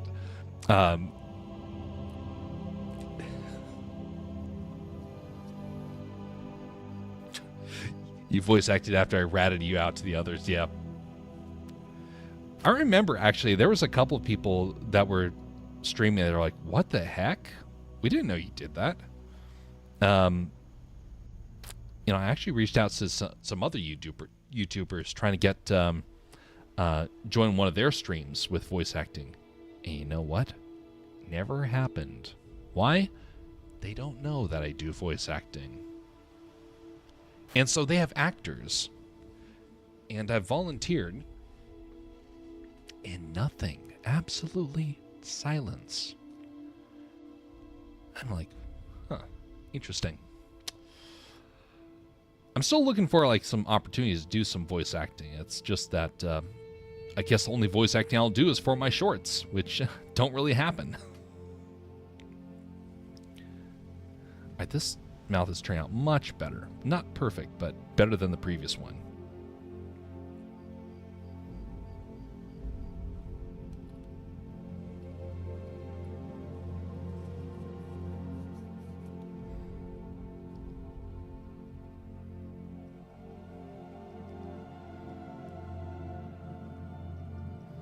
I'm shading just to figure out dimensions on this.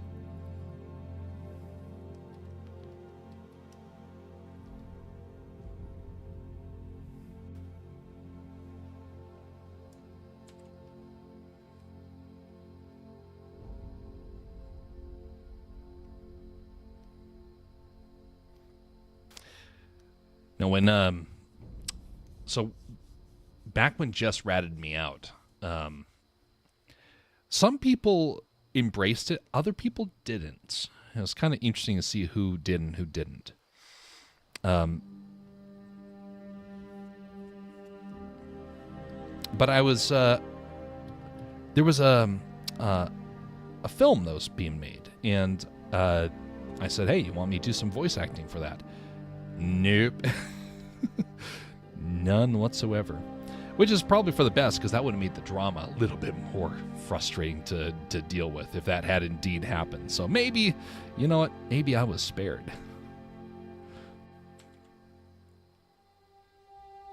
You know, I got another keyboard for this computer, and it is really nice because I don't accidentally press the wrong keys, because the hotkey setup is a little bit more appropriately built for this one. The other one, I didn't realize how many problems I had until I started using this one. I'm like, oh wow, that other one was actually a bit of a nuisance.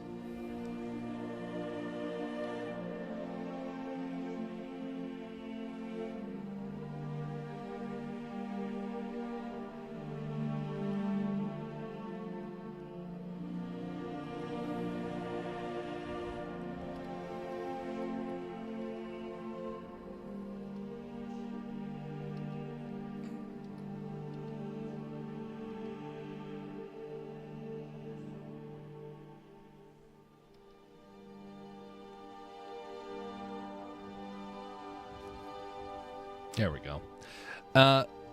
Ever tried drawing on one layer or just continuing just continuing it, editing nonstop until it's done?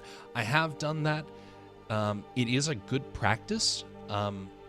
Professionally, it gets a little difficult to try and do. Some airbrush here, some eraser there. Yes, you can do that. But when you're speaking professionally, it's a little difficult to try and do because people that you're doing commissions for want iterations. Or if you're someone like me who thrives off of iterations, that becomes a little bit of a problem. I love the messy style this creates. Indeed, I actually prefer a messy sketch. I feel like it allows the brain to kind of figure out some details that don't have to be, prepared properly. You can kind of ease into some ideas a little bit easier when you do this way. You could always make shorts out of your past voice acting streams. The Among Us ones might do good because of how silly it was. I need to watch one of those old streams again. I don't upload them because, I'm not trying to.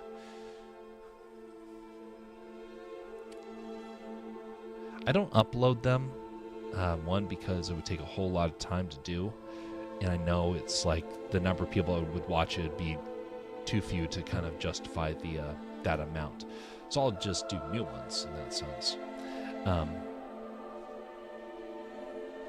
I've been asked by a couple people if I was going to do shorts, and I have done a couple of shorts before.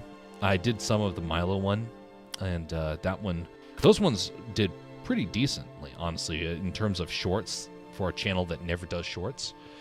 But nowadays you kind of need a brand new channel to really lean into that, and I'm too simple to try and get all into that sort of stuff. I actually was in the process at one point of trying to figure out how to bring on board an editor. Not because I necessarily needed an editor, but I had a couple of people that were just asking constantly, and one I was like, okay, yeah, we'll give this a try. We'll set you up as an editor and kind of give you free reign to do whatever you want. And that didn't pan out. The person pulled out and didn't follow through with it. So I don't know what could have happened if they had actually done that. But I didn't necessarily have the time for it. And so that's why I'm not trying to hardcore trying to figure out how to get into the voice acting stuff. I'll do it for the people that I know. So I'll do it for Dadman and his streams. I'll do it for I want to try and do some of it for Erudai and what he does, but he doesn't usually have a whole lot of time for that. But there's a couple of different areas that I get a chance to kind of do it. I lean into that. I think that probably pans out better. It's like modeling or sculpting. It is very much. Has a lot of potential. It's a style that I kind of figured out when I was a lot younger. This is what I would refer to as a travel sketch. The reason why is because, well, you could be traveling and you didn't have to worry about it. I spent a lot of time on the open road, a lot of time in airplanes, A lot of time in areas that are constantly shaking all over the place. Try doing art when you're doing that.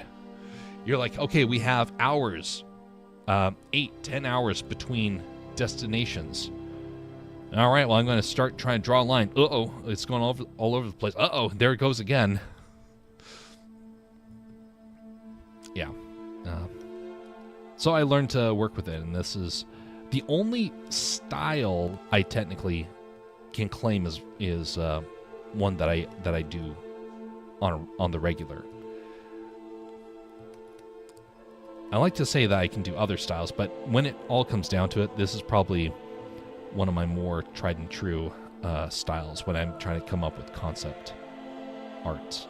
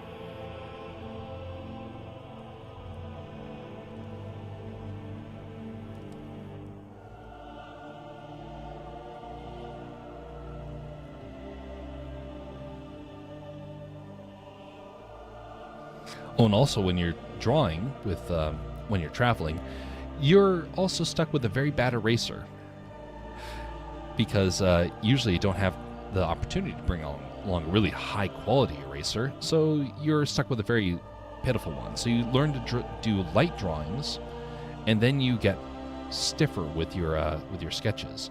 And I'm not doing it for this one right now, but basically the way that I do it digitally is instead I just fade it out, and then I draw a new layer, and that becomes the more refined one. I'm going to be doing that here in just a moment, but this is just the blocking phase. And the other ones where like the actual all-out details kind of come in.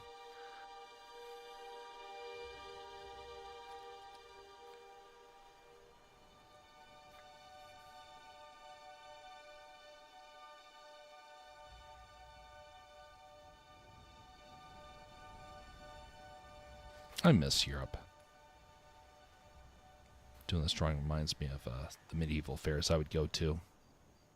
I spent a lot of time at medieval fairs, seeing castles, studying history over there.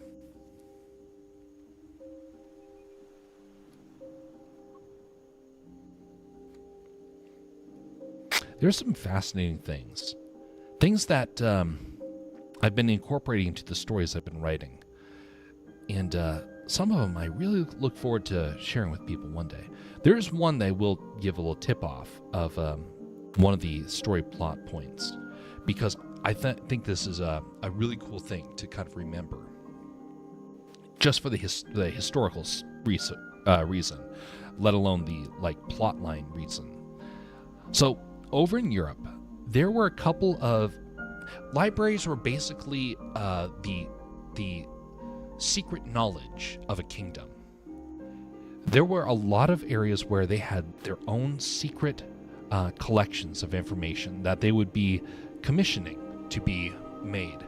One-of-a-kind books documented with what the king needed to know. Some of them were very elaborate, and there's one I got to see in a castle along the Rhine River. I don't remember the name of it, but it wasn't like right on the Rhine. It was a little ways away, so it was one of the lesser kingdoms. But they had a book there that was really fascinating, because it was a collection of books that when you opened it up, they were boxes full of information. They had loose papers.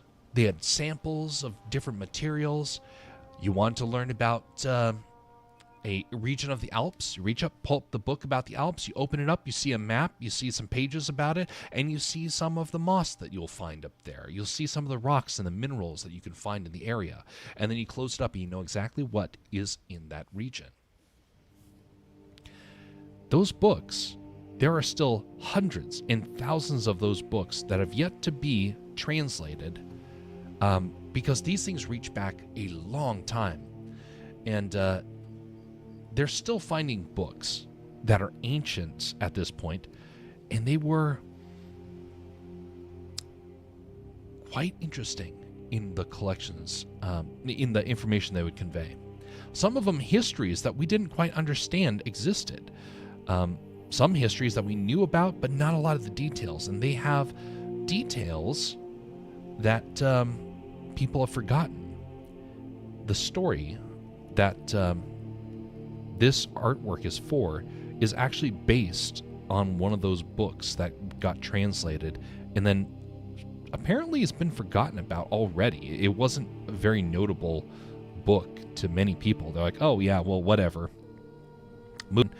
It's not the most exciting moment. And I was like, oh, this is actually a really interesting plot line or potential plot line. And so I leaned into it and then made it into my own story after a lot of iterations. But I can't figure out how to start the story. And that's one of the reasons why I'm doing the sketches, because I want to like figure out, because the rest of it's like figured out, but just not the most important part, how it begins. Well, actually, the second most important part. The most important part is how it ends, and that part is already figured out pretty thoroughly. It's what inspired the story to begin with. But there's a moment in the beginning that just continues to thwart me. So I hope by having extra artwork, it can like spark an idea, and then I can really dive into it and hopefully get it figured out at that point.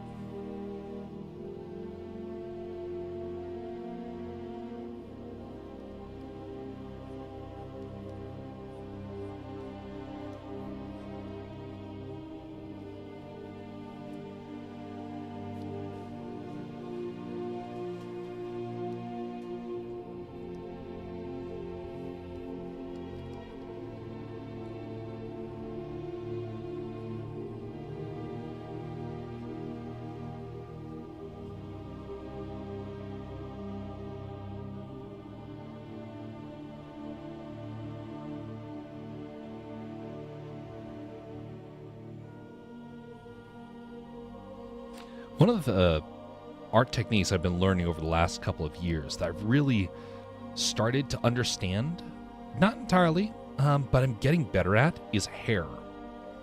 Hair has been the bane of my artistic existence. I don't know what it was that has made it so utterly difficult for me. Like, other people could draw hair like nothing. They just whip it out. Literally whipping out their hair. But they could figure it out so quickly. I would look at it, I was like, how in tarnation are they able to do this? And so over the last couple of years, I just did a lot of sketches of hair, trying to get it more refined. And now, I'm not intimidated by hair. No, it's still not what to the level I would like it to be, but I'm not intimidated by it anymore.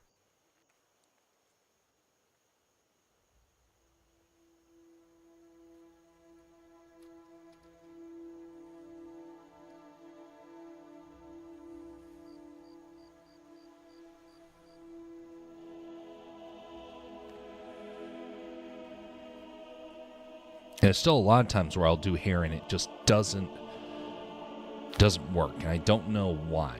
So that's why I'm like, I've not mastered it yet, but I'm definitely on my way to being able to do it better. The most important thing is just that it feels natural enough to where it works for the scene.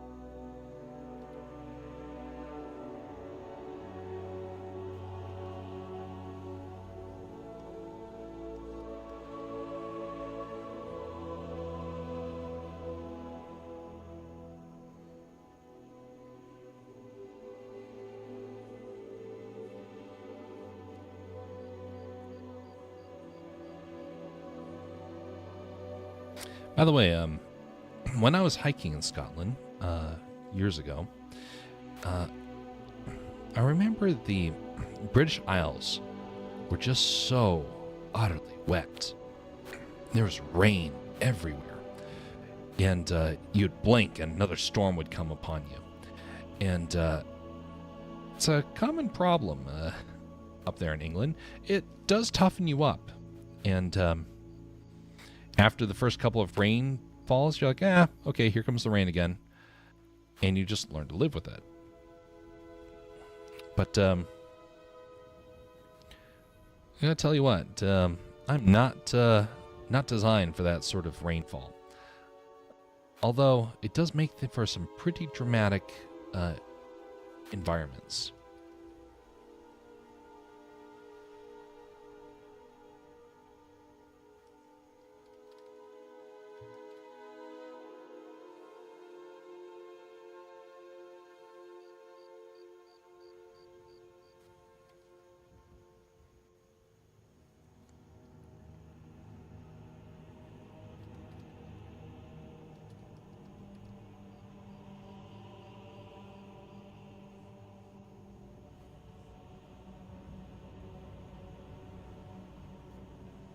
By the way, the moment I finally figured out hair, or at least figured out for the most part, was having to paint over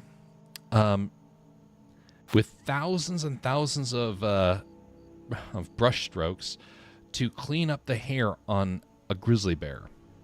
I had taken a photograph. It turned out good, but I could not get the hair to look correct because I had to do some photoshopping. And in the process, I had a bear that didn't have good lighting. And so I had to paint out the hair individually to finally be able to work with it. And that's when I started to really understand fur. And so it just took a couple of images before I'm like, okay, I know the process. I do not want to have to paint that bear again.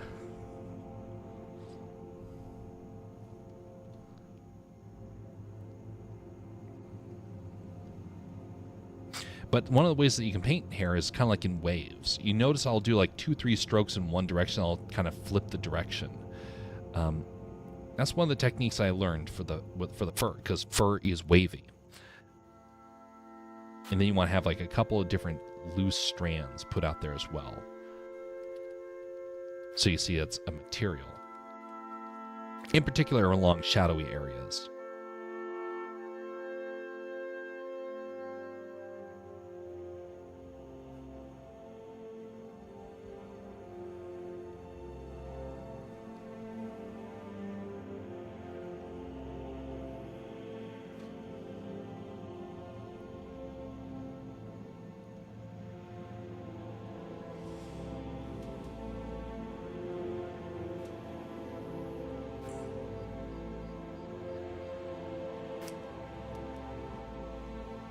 Stand by.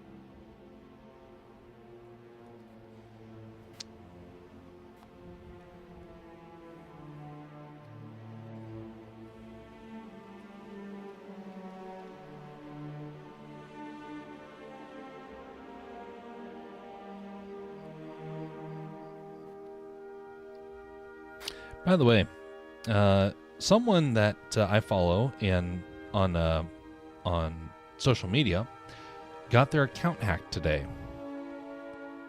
I received a scam from them. I was like, okay, something's amiss.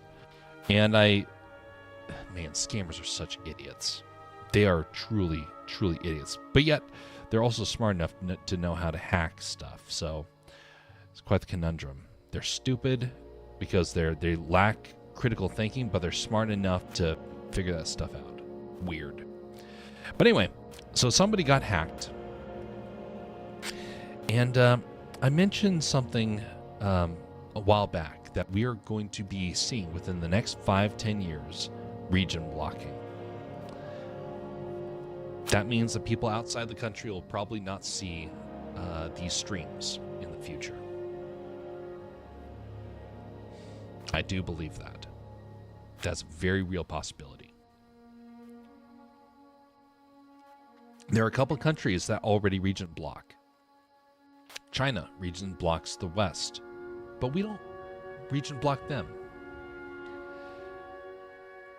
Kind of ironic. India region blocks, but we don't region block them. Europe region blocks us. We don't region block them. Some people would view it as a type of and it's not region blocking for everything. It's partial region blocking for the most part. But I do believe within the next couple of years, we're going to see hardcore cut the cables. It's over. So enjoy it while it lasts is what I'm saying. But there is a reason for why that will happen. And scammers are the reason. The scams are getting too much. I know a couple of people right now that are being legally attacked by people that are bad actors online. Someone's trying to hold another person's social media account for ransom. Someone else is trying to ruin the reputation of another person. All of it using AI or using scammers or any number of things. But it's all reliant upon people overseas. Because if it's here in the country, you can stop it. When it's overseas, it's a lot harder to try and get that to stop. So you're going to see platforms like X, probably first and foremost, region block. Following suit will probably be other social media like Facebook or whatnot. And I'm not a fan of that, but I also know human nature cannot be stopped. And there are a lot of countries that do not have the ethics to stop their own people from scamming. One of those nations is Canada. And I like Canada. But they have a region that is known for scamming. And nobody stops them. Well, correction, they will stop them, but they appear again. And I got scammed out of it. Like, my relatives were being scammed using my likeness. So yes, I do know about that Canadian group and have a bit of a bad opinion about them because of that. But now imagine somebody in India decides to do that. How do you pursue them legally? We could at least address, like, Canada and get them to, like, hey, knock it off. You can't do that with India.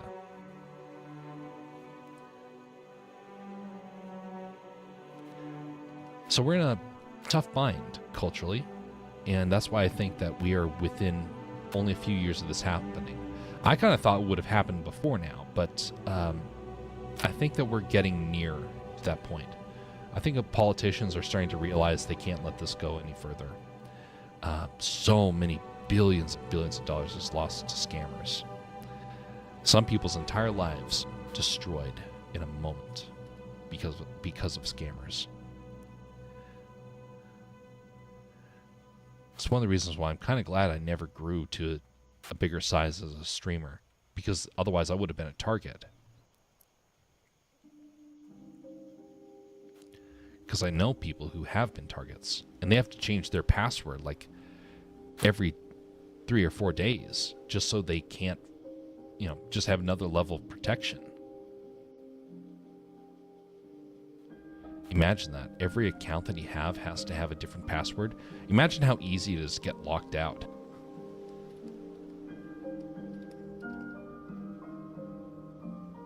But anyway, it's coming. So be prepared. Not for a while longer, but I think the groundwork is being laid down and the argument is being prepared. Elon Musk has already started the process of starting to region block. But he's not willing to throw the switch yet. But he will before long.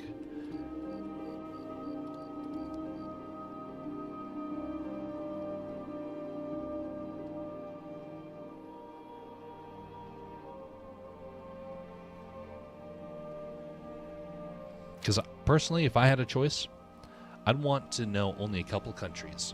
I want to know the countries of Europe, countries of Japan, Australia, New Zealand, Canada. I don't really want to hear from a lot of other ones. There are a couple of ones here and there that I can deal with, no problem. But most of them out there, Indonesia,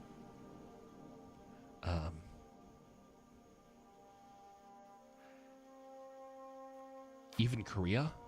I've heard there's some weird things with Korea. And I have some Korean friends. They're nice people. They're wonderful people. But there are some weird things happening. I think it has to do with China. And they're using Korea to kind of get around stuff. That's what it feels like. But I don't have any proof of that.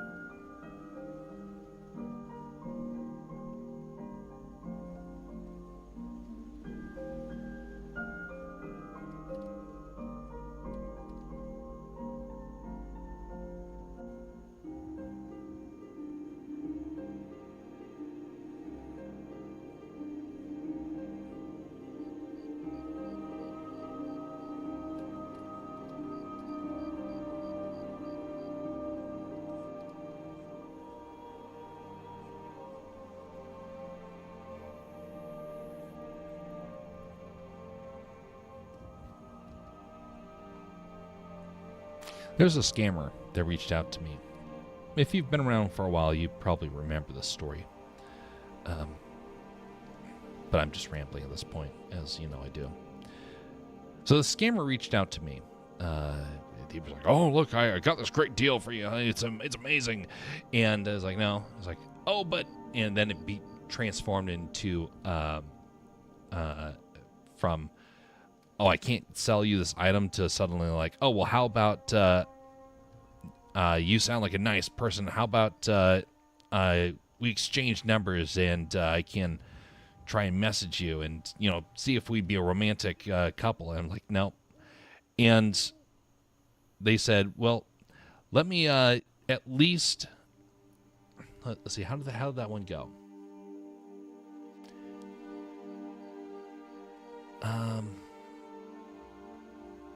It went down to, oh god, I don't remember. It's been a while. Basically, it came down to, the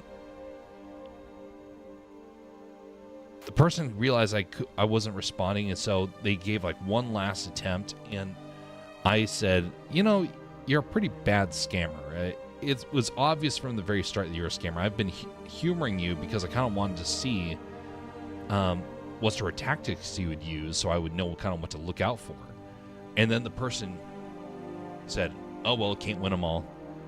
And I responded with, "Okay, now that we have admitted that you're a scammer, would you mind telling me why you're doing this?" That was a fascinating series of conversations.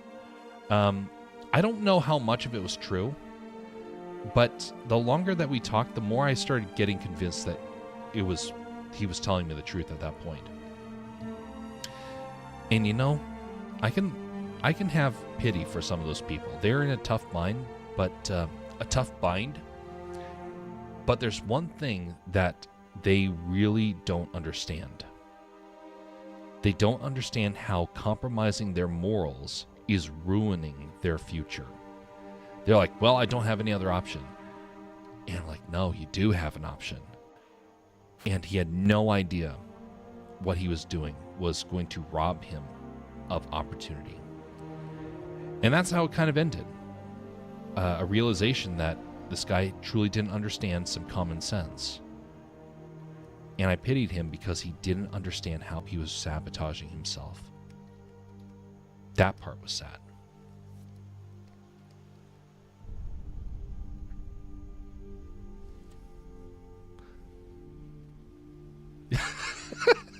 So you play with scammers like how you play with AI bots. I'm like a cat. I like to play with my food. Yes, I wanted to see what would happen.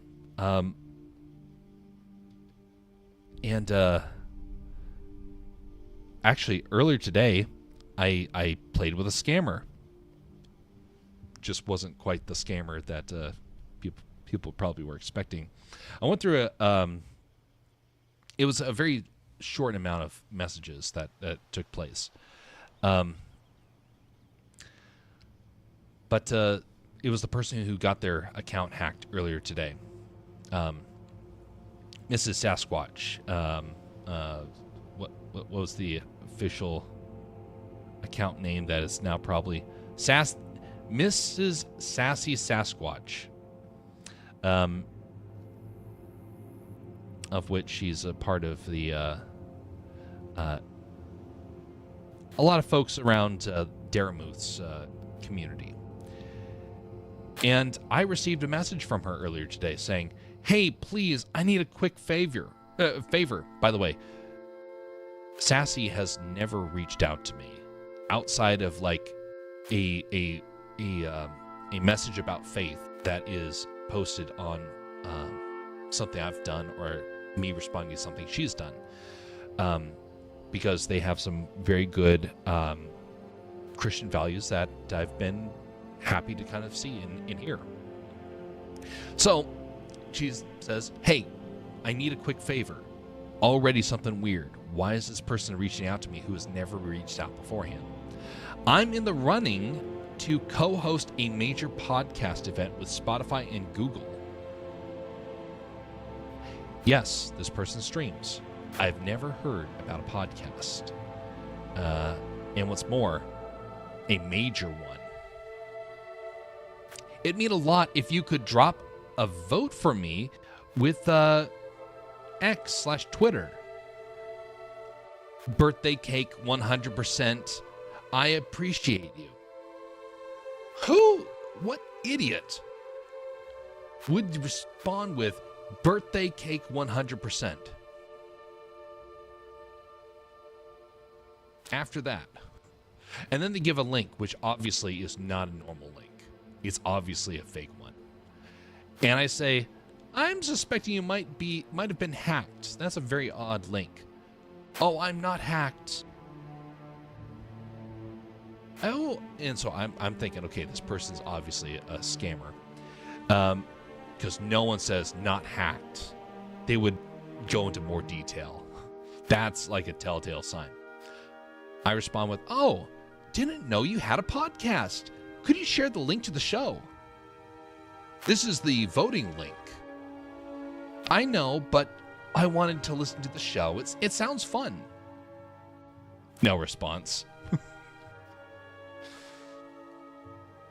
So, I know, not super exciting about how that happened, but it was something where that sort of stuff does happen. And I've known a couple people, they'll press those links and their entire livelihood can get compromised in a moment.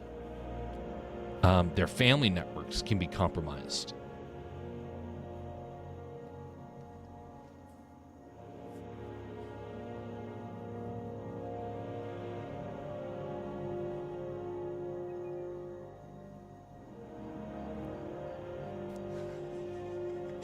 He'll be playing.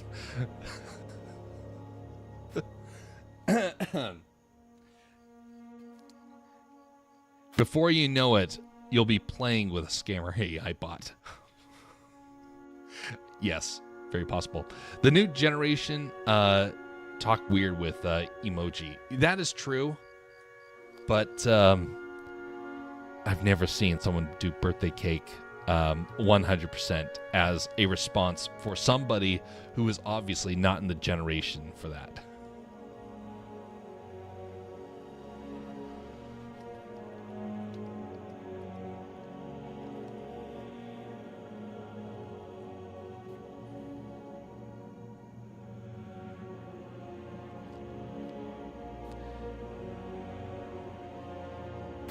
I am getting... Well, I'm always trying to make sure that I'm more secure than I used to be. But as of late, I'm realizing I need to up my security.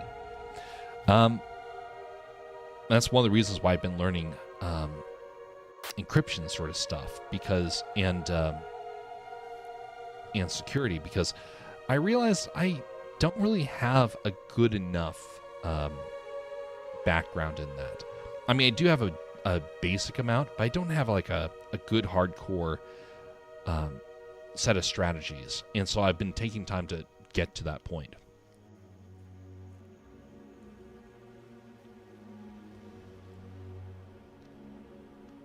AI talks with what it's been trained with, yeah.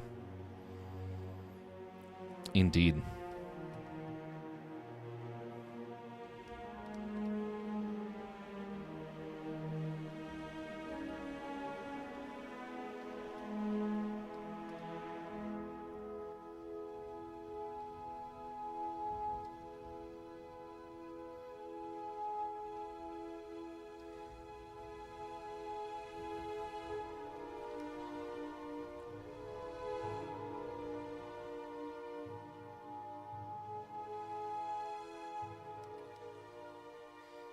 I hope one day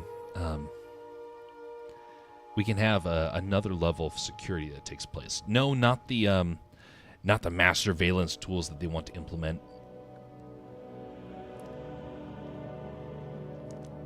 Something more benign. Your family and your friends. I sent a message, I made a post on social media, on X, to Elon Musk. I know he'll never see it. Kind of wish that somebody who, one of the people that I'm aware of would actually respond to it. One of the, the more famous ones that we don't talk about, don't have those contacts anymore, because they could actually get a hold of Elon Musk. But I have this idea that you use connections with family and friends to verify stuff. And so basically, a hacker would have to hack about 5 or 10 people to actually get control of your account. Otherwise, it can all be locked down and protected. Imagine it like this. Let's say that I see a message from Dadman that is really odd. He comes out and says, "Hey everybody, you know what? I hate unicorns. I hate bananas. I'm going to become an orange guy, and I'm going to instead lean into an armadillo, having an armadillo as my mascot." You might say, okay, that's a little weird. And then he comes out and says, "And I'm also going to have this cryptocurrency tied to this new orange aardvark." What? And then you're like, okay, this is obviously fake. People that know him can very quickly say, yeah, that's fake. Report it. It immediately locks the account and only allows him to open it once everybody knows that it's him that has access to it. That's a very easy piece of code. I mean, easy in the sense of that it's not, it requires other people to verify, just like the community nodes. So the system already technically exists. You could easily do this to where people that you trust have the ability to basically flag it and say, this is fake. Wait till the person gets back on, like, okay, yes, this is the right person. They're good to go. Super, super easy. And technically, anybody who is the owner of a business has the ability to make that correction, even retroactively fix everything that the scammer destroyed. It's one of the things I learned in making my own website and learning about accounts, because I realized you can retroactively fix this stuff. But that takes, effort, and big companies don't really want the effort.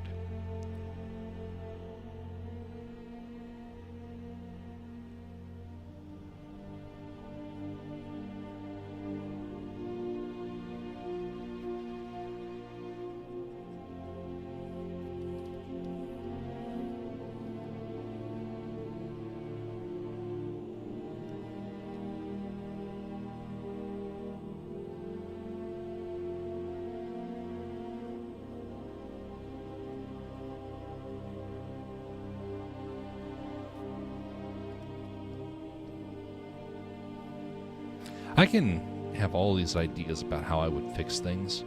Of course, I realize that I'm not the person who can fix that. It can get frustrating. And many times we think that we also have solutions. But yet, we're not the ones that are given that authority, that role, or that blessing. I really do struggle at times to wonder why. Like, there's some people I know that would make really good political leaders, and they're not chosen. I know other people that would make very wise elders for a community, and nobody ever listens to them. I know other people who are quality family folk, and they're not given that blessing. I know people in so many different walks of life, and not everyone that has a skill is going to get a chance to use that skill the way that they think that they will, at least when they're younger. Does that mean that skill was worthless? No, it's not. What it means is that the use of that skill is not going to be what people think, even the person who is the steward of that skill.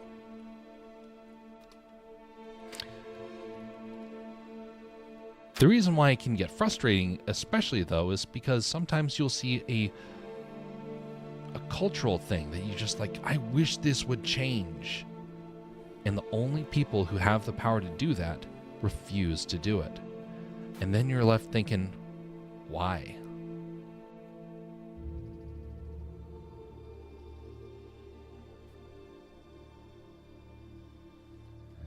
It does get aggravating.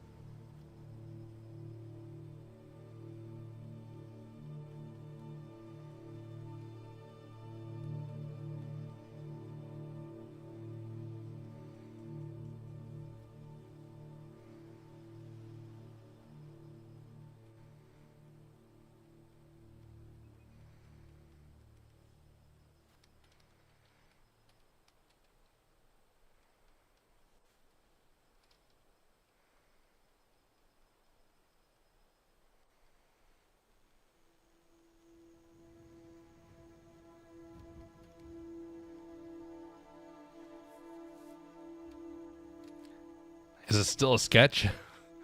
And this is the next level. So there's the background, and then there's there's the rough sketch, and now this is the trying to do some inking, rough inking.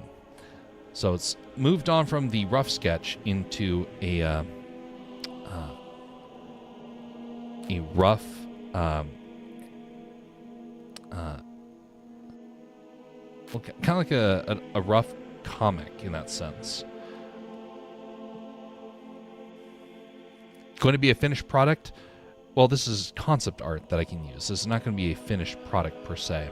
This is supposed to be inspiring for some of the other stuff I'm doing. And so my goal is to try and lean into this art style for some of the other stuff because it comes a lot more easy to me than other styles. And so what I hope to do is that this is the third image that I've done this week of something like this. The other day I did, let's see here, let me pull this up. Open that and open this. So this is another one. Notice some similarities with this, but it's a lot more refined. So there's this one that I did, and then there was this one. I'm trying to get better at this sort of styling. So that way I can put this into my notes of the treatments for the books and whatnot, because I'm never going to be able to do like some of the bigger projects unless I get the scripts and I get help. There's no other way. Some of the stuff has some really high fantasy elements. Some of them are really detailed sci-fi worlds. And by doing this rough stuff, I can be able to hopefully one day, maybe, get some help on this stuff to actually pull it off. Because if I was a one-man army for it, I would have to do this full-time, and I can't. I'm barely able to pay for rent. So the goal is that when I can get to the point of where I can actually pull these things off, then I can go to the bigger projects. But until then, until it is ordained that that is going to be even possible, I know I can't force it. That's why I was kind of hoping the animations would take off. And then the animations just proved to be another level of difficulty. So now I'm like, I need to lean harder into the written stuff and then just see what happens. That's why this last year has been about writing a book, because I want to get this process figured out so that way I can, start to use it as a promotion item for some of the other stories. Because what good is it to just tell you guys, hey, I got the story idea, and then never deliver? There is a person who has been doing that, and he has taken thousands and thousands, tens of thousands of dollars and done nothing with it. And if you know who he is, then great. And if not, I'm not going to give him any sort of promotion. But no, I realize how very frustrating it can get for fans when they never see the thing that somebody keeps talking about. And so I want to make sure to get to that point where I can start sharing it and people can start saying, yes, we want to see the next level. And if they don't, great.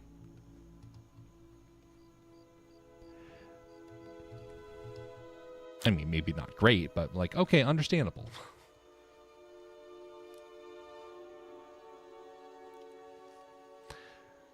Always fascinated by concept art.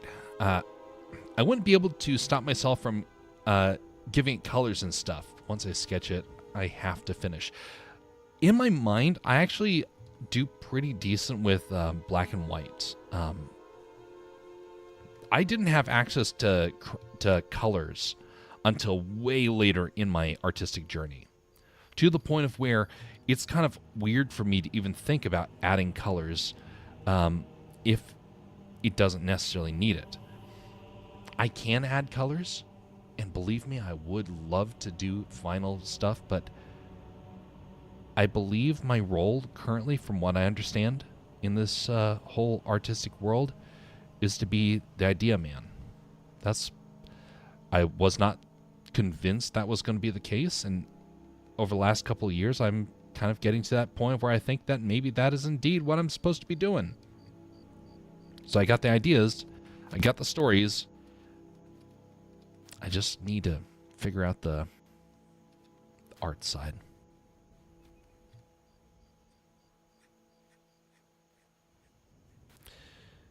Just like with the Milo drawing, it has proven to be too much because I tried to go into color. If I'd done it in this style, I would have gotten it done very quickly. But I decided to do high quality color, and now AI comes along and it's like, hey, we can do it for faster and better quality. Great. And then it just feels humiliating.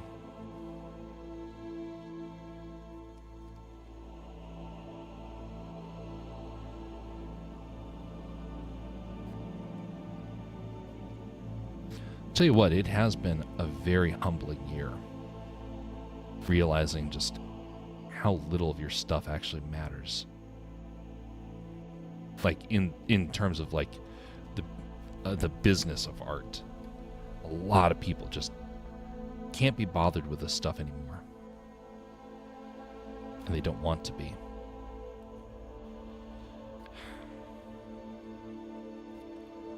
This last year, I made less than 10% of what my freelance did a few years ago. Less than 10% for the entirety of last year. Finances have gone through the floor in the art world. No one needs it. The people that have it, the people that used to want it, now have AI. I watched as they started replacing all the stuff I did with AI. That's humiliating. Because then you realize they didn't care. They can't be bothered with the art form anymore. It hurts. It really does.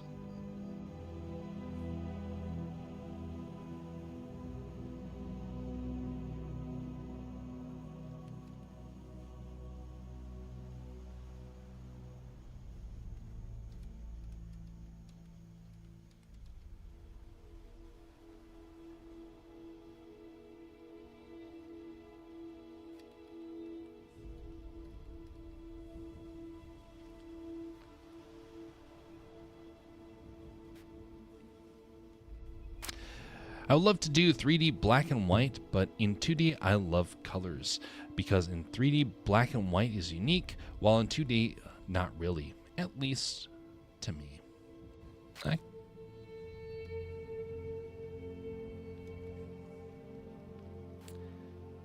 By the way, when I was initially starting to go down the path of the Lego animations, which by the way, I still am going to finish the other one, I just have to have a span of a couple days to really hammer that out now that I have the new PC.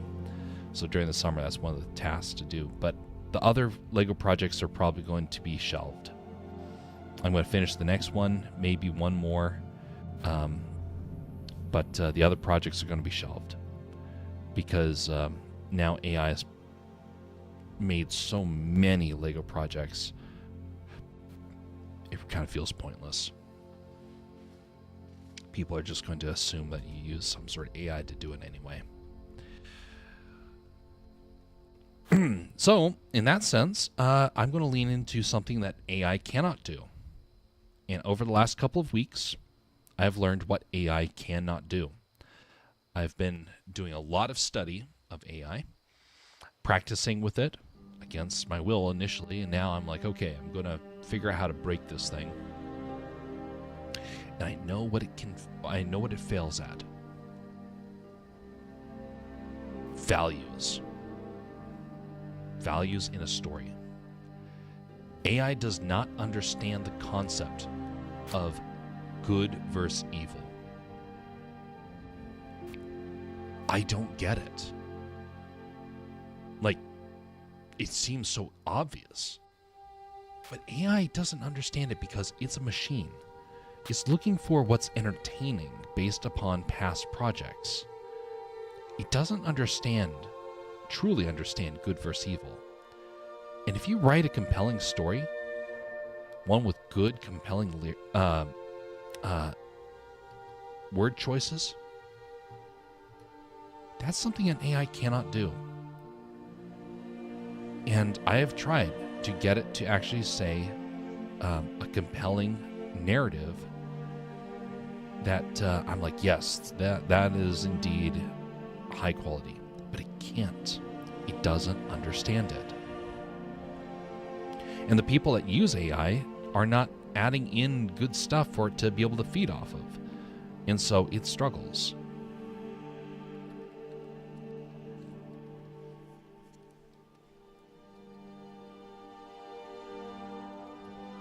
We're almost done with this, by the way. I'm just adding some extra details for the sake of it.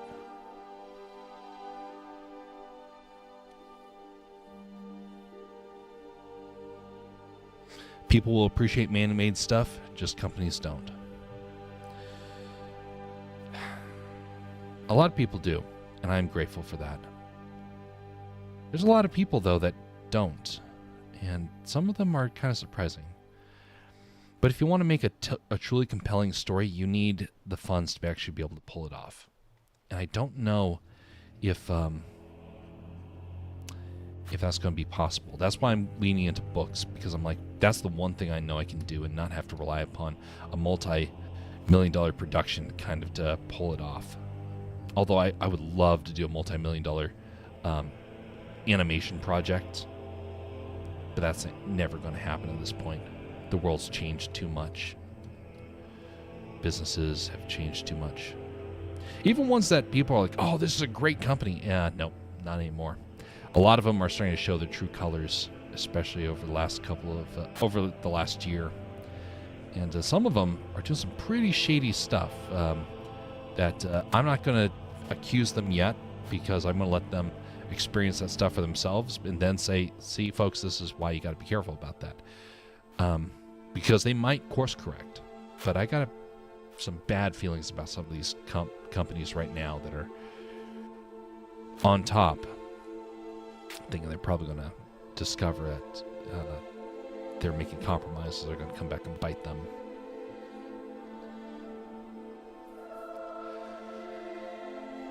I like when a story is really great morally, so imperfect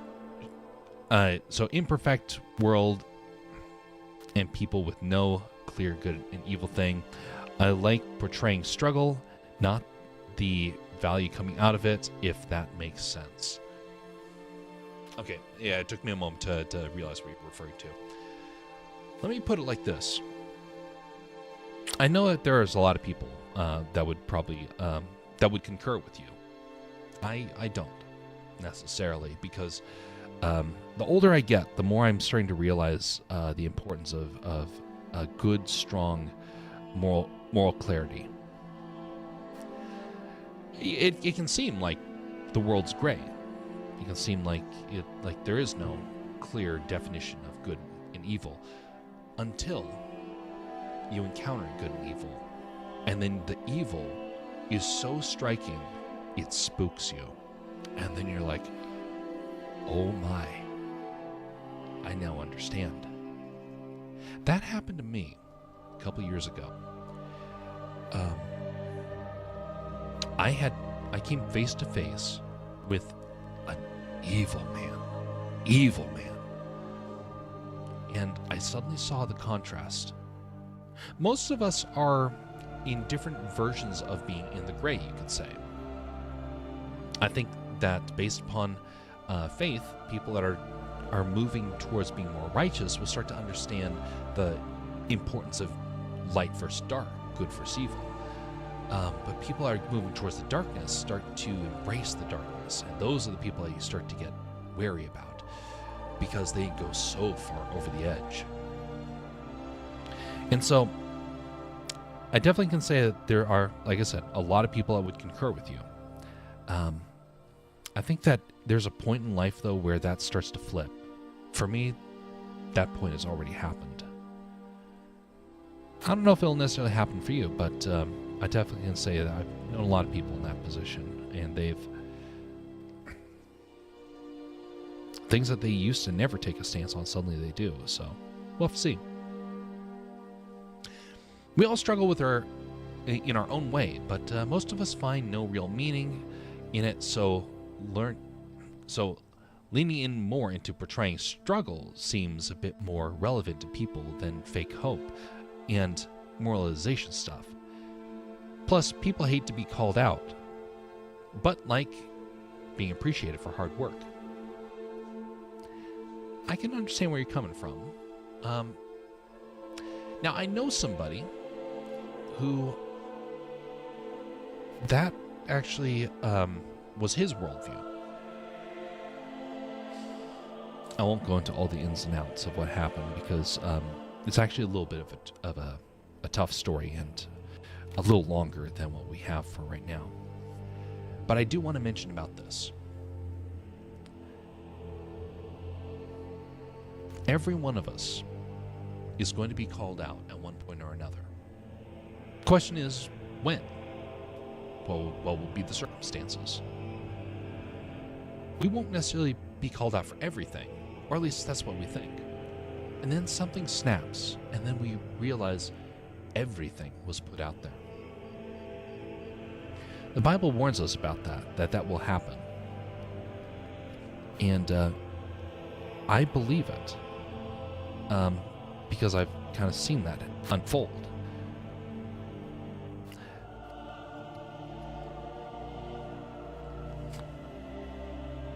We're all in a different stage of our journey. We're all in a different stage of our journey. And some of us are going to be more aware of kind of how hope works. Hope is a tough one. Because you're right. A lot of times people offer a fake hope. And I would say also fake moralization.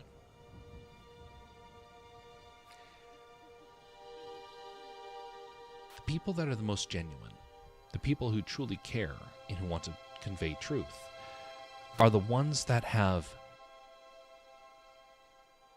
seen something that they want to make sure to spare others from.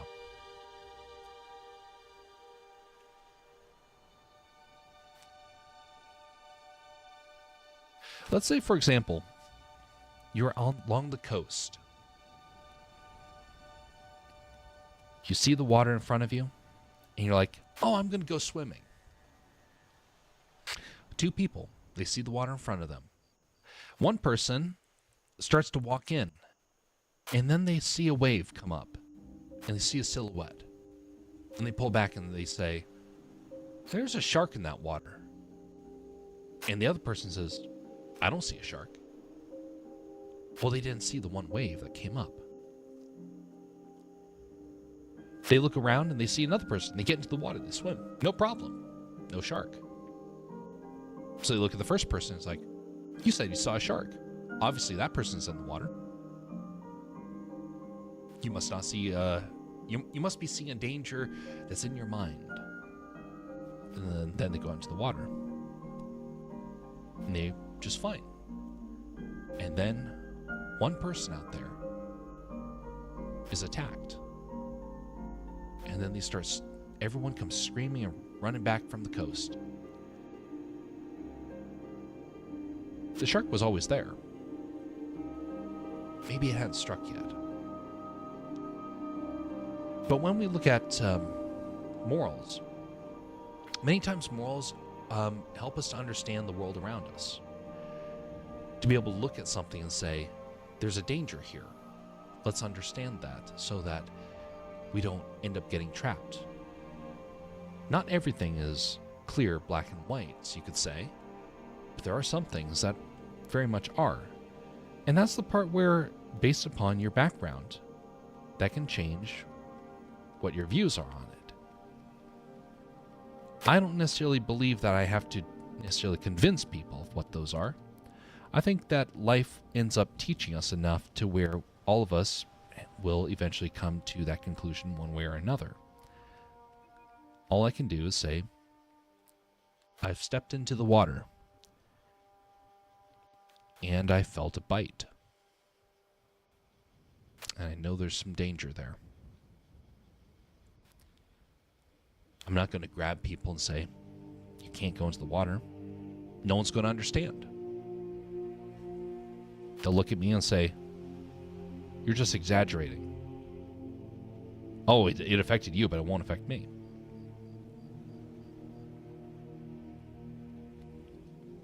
A close friend did that. He took a very different path than me. Nothing terrible's happened to him. Not yet. And maybe never will. But I do know that there's consequences for this life. And that's the part where people are up for debate. That's one of the reasons why in Christianity it's considered, why it is a faith rather than a true religion in that sense. Because you have to believe for the stuff to kind of make sense. Sounds crazy to some, and it's something the Bible actually warned us about. To some people it's going to sound like it's crazy. To others, they'll heed the warning. But not everyone will, and you can't force them to. That's the difference. That is indeed the difference.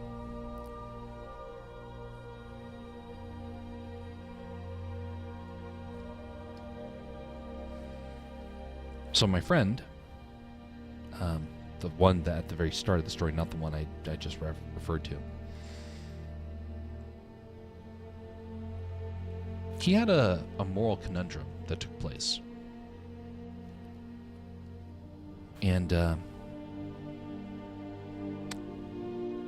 he was a very staunch atheist. Very staunch. And he didn't think anything of what Christianity taught. He knew I was a Christian, but not much else. One day, he came back to the apartment. We were living in the same complex. And he was ghastly white. Something had spooked him horribly. And he just kept muttering to himself. And he was like, I need someone to talk to. I need someone to talk to. And his roommate, who was just like him, was like, hey, I'll listen to you. And he's like, no, I can't, not to you. He stayed up with me talking for hours, and I could barely get anything out of him. What he had experienced was so shell-shocking to him. I will not mention what he saw, at least the parts that he told me about. Let's just say the revelations that are coming out about the Epstein saga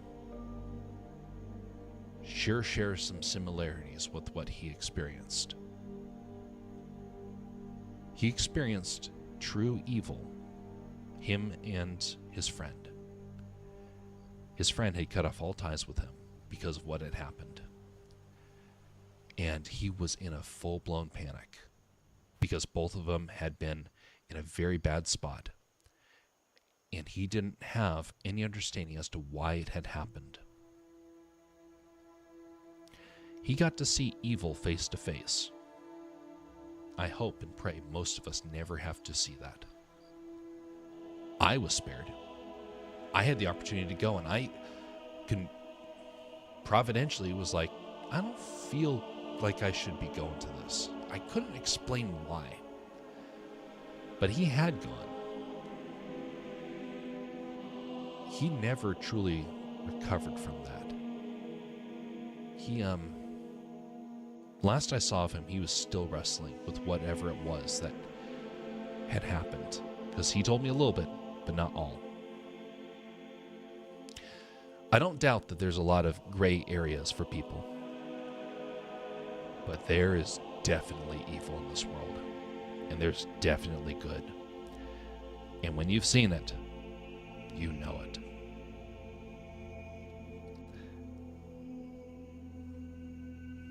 The older you get, the more you understand that.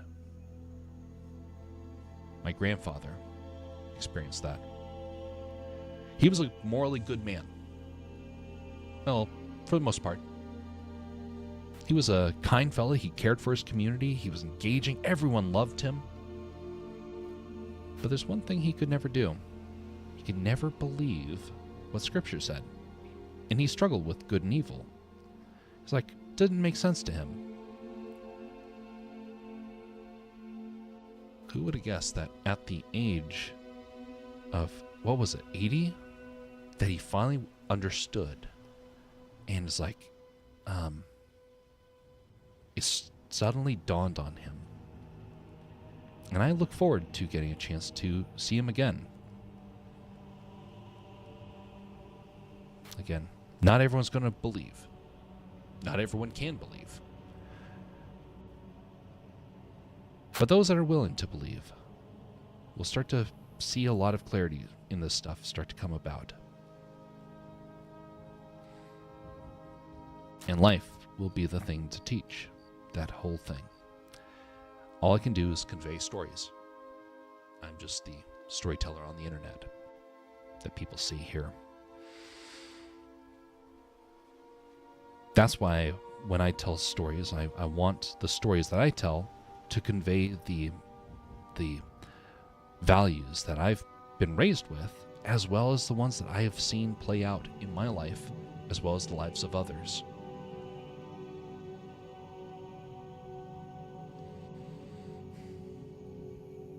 Hopefully that made sense.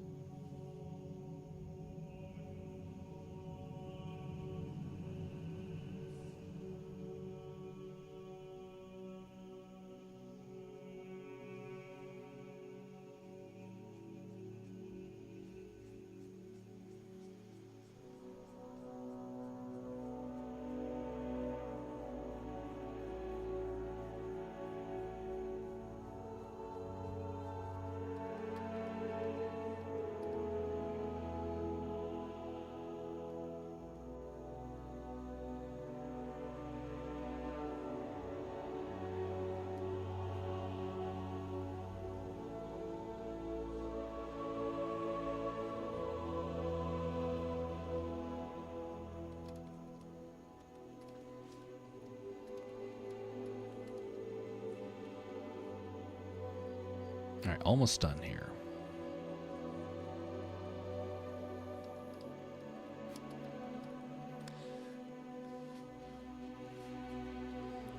I'm going to do some background stuff. Yeah, very simple background stuff. Let's change up the brush here. Up, wrong one. Let's get a rough outline in the background here. And maybe I won't go this background. I just kind of want to see what it has. Oh, wait a minute. Nope, no background. Because if it's raining, then that's going to be almost impossible to see. So we'll just do more rain that's coming down. Lots of rain.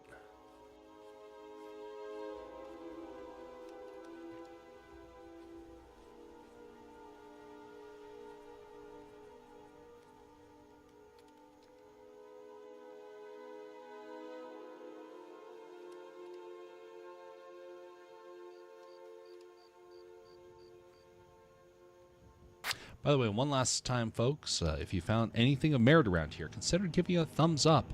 And if you disapprove of what you're seeing around here or hearing, put thumbs down. Won't necessarily change everything, but at least it will tell me you're flesh and blood and you at least were paying attention. Feel free to do either. And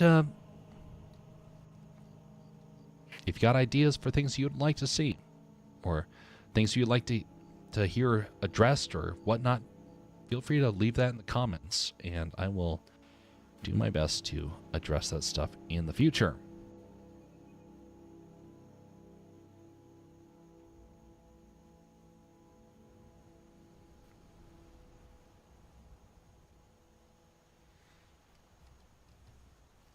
Next time we do this, I'm probably going to start drawing sketches of Milo again. I wanted to start off with this one because, with some of the other stories that I've been working on, because there's no expectations about those ones. I can kind of start and stop whenever I want, but now I want to start going back to the Milo ones and give that a shot.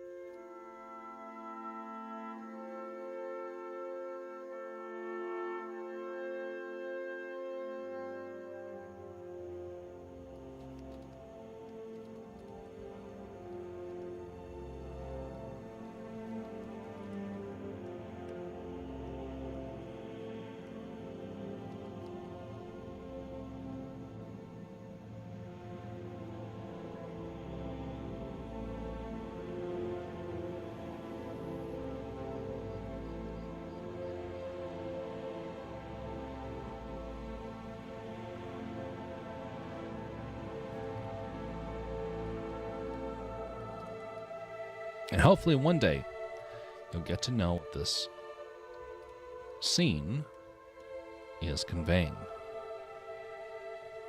Because I don't. I'm still trying to figure that part out.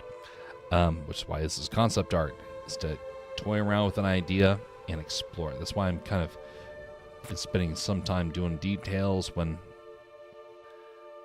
on things like hashing, because I'm trying to figure out if there's anything else I want to add. And I'm like, nah, that's good enough. Because I don't want to give them any gear, because that might hint at some things that are going to be happening just yet. And I don't know if that's what this character is going to be involved with. All right. Well, we have come to the conclusion of this stream. Thanks, folks, for coming by. Hopefully you found something of merit around here. Hopefully you found something of inspiration and of encouragement and hope.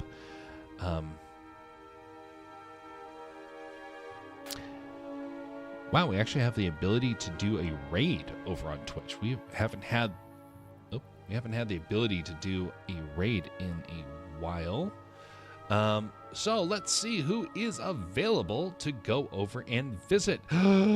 There is nobody? What the heck? They're all gone.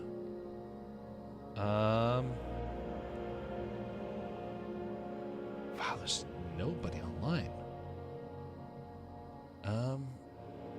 Arts? Let's just see if there's anything generic in art that we can go to. No, we don't want those things. No, we don't want that. You're too big, you're too big, you're too big. No.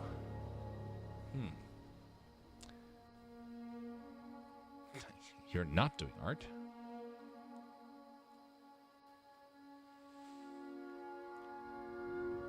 Bookbinding. Oh, that could be interesting. Okay, it seems like... Okay, it's not letting me go into there.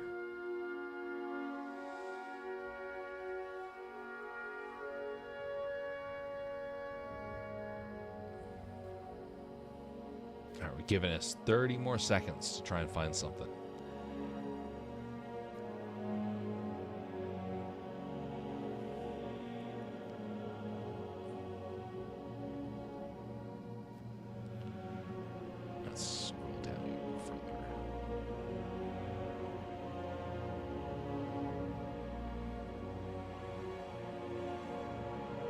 We need something that speaks English, because I don't want to make the mistake that I did last time of going into a stream that doesn't speak English and then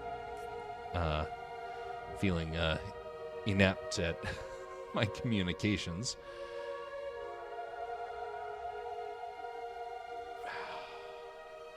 Dang nabbit.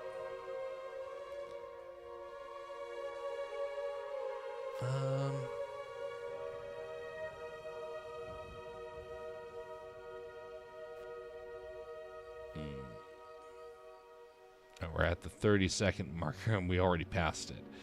Okay. No, we don't want 18 plus. We want... There, we'll try this. Gotta wait for the ad to finish, and then we'll be going over here, it looks like. All right, starting the raid.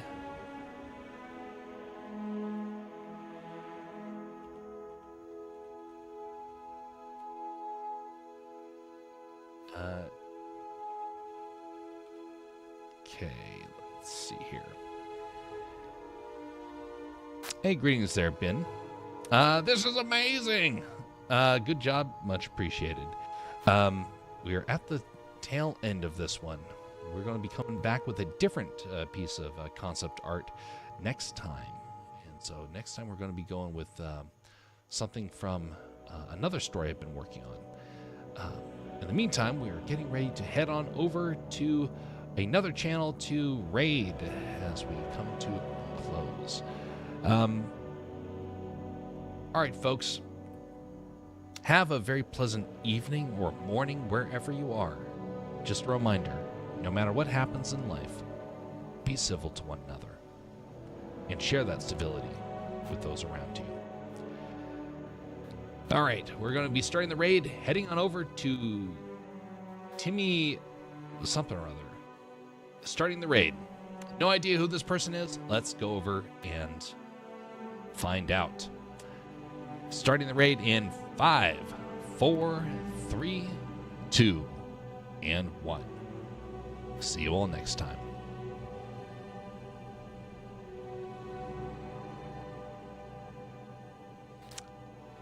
And to the rest of you, thanks for coming by.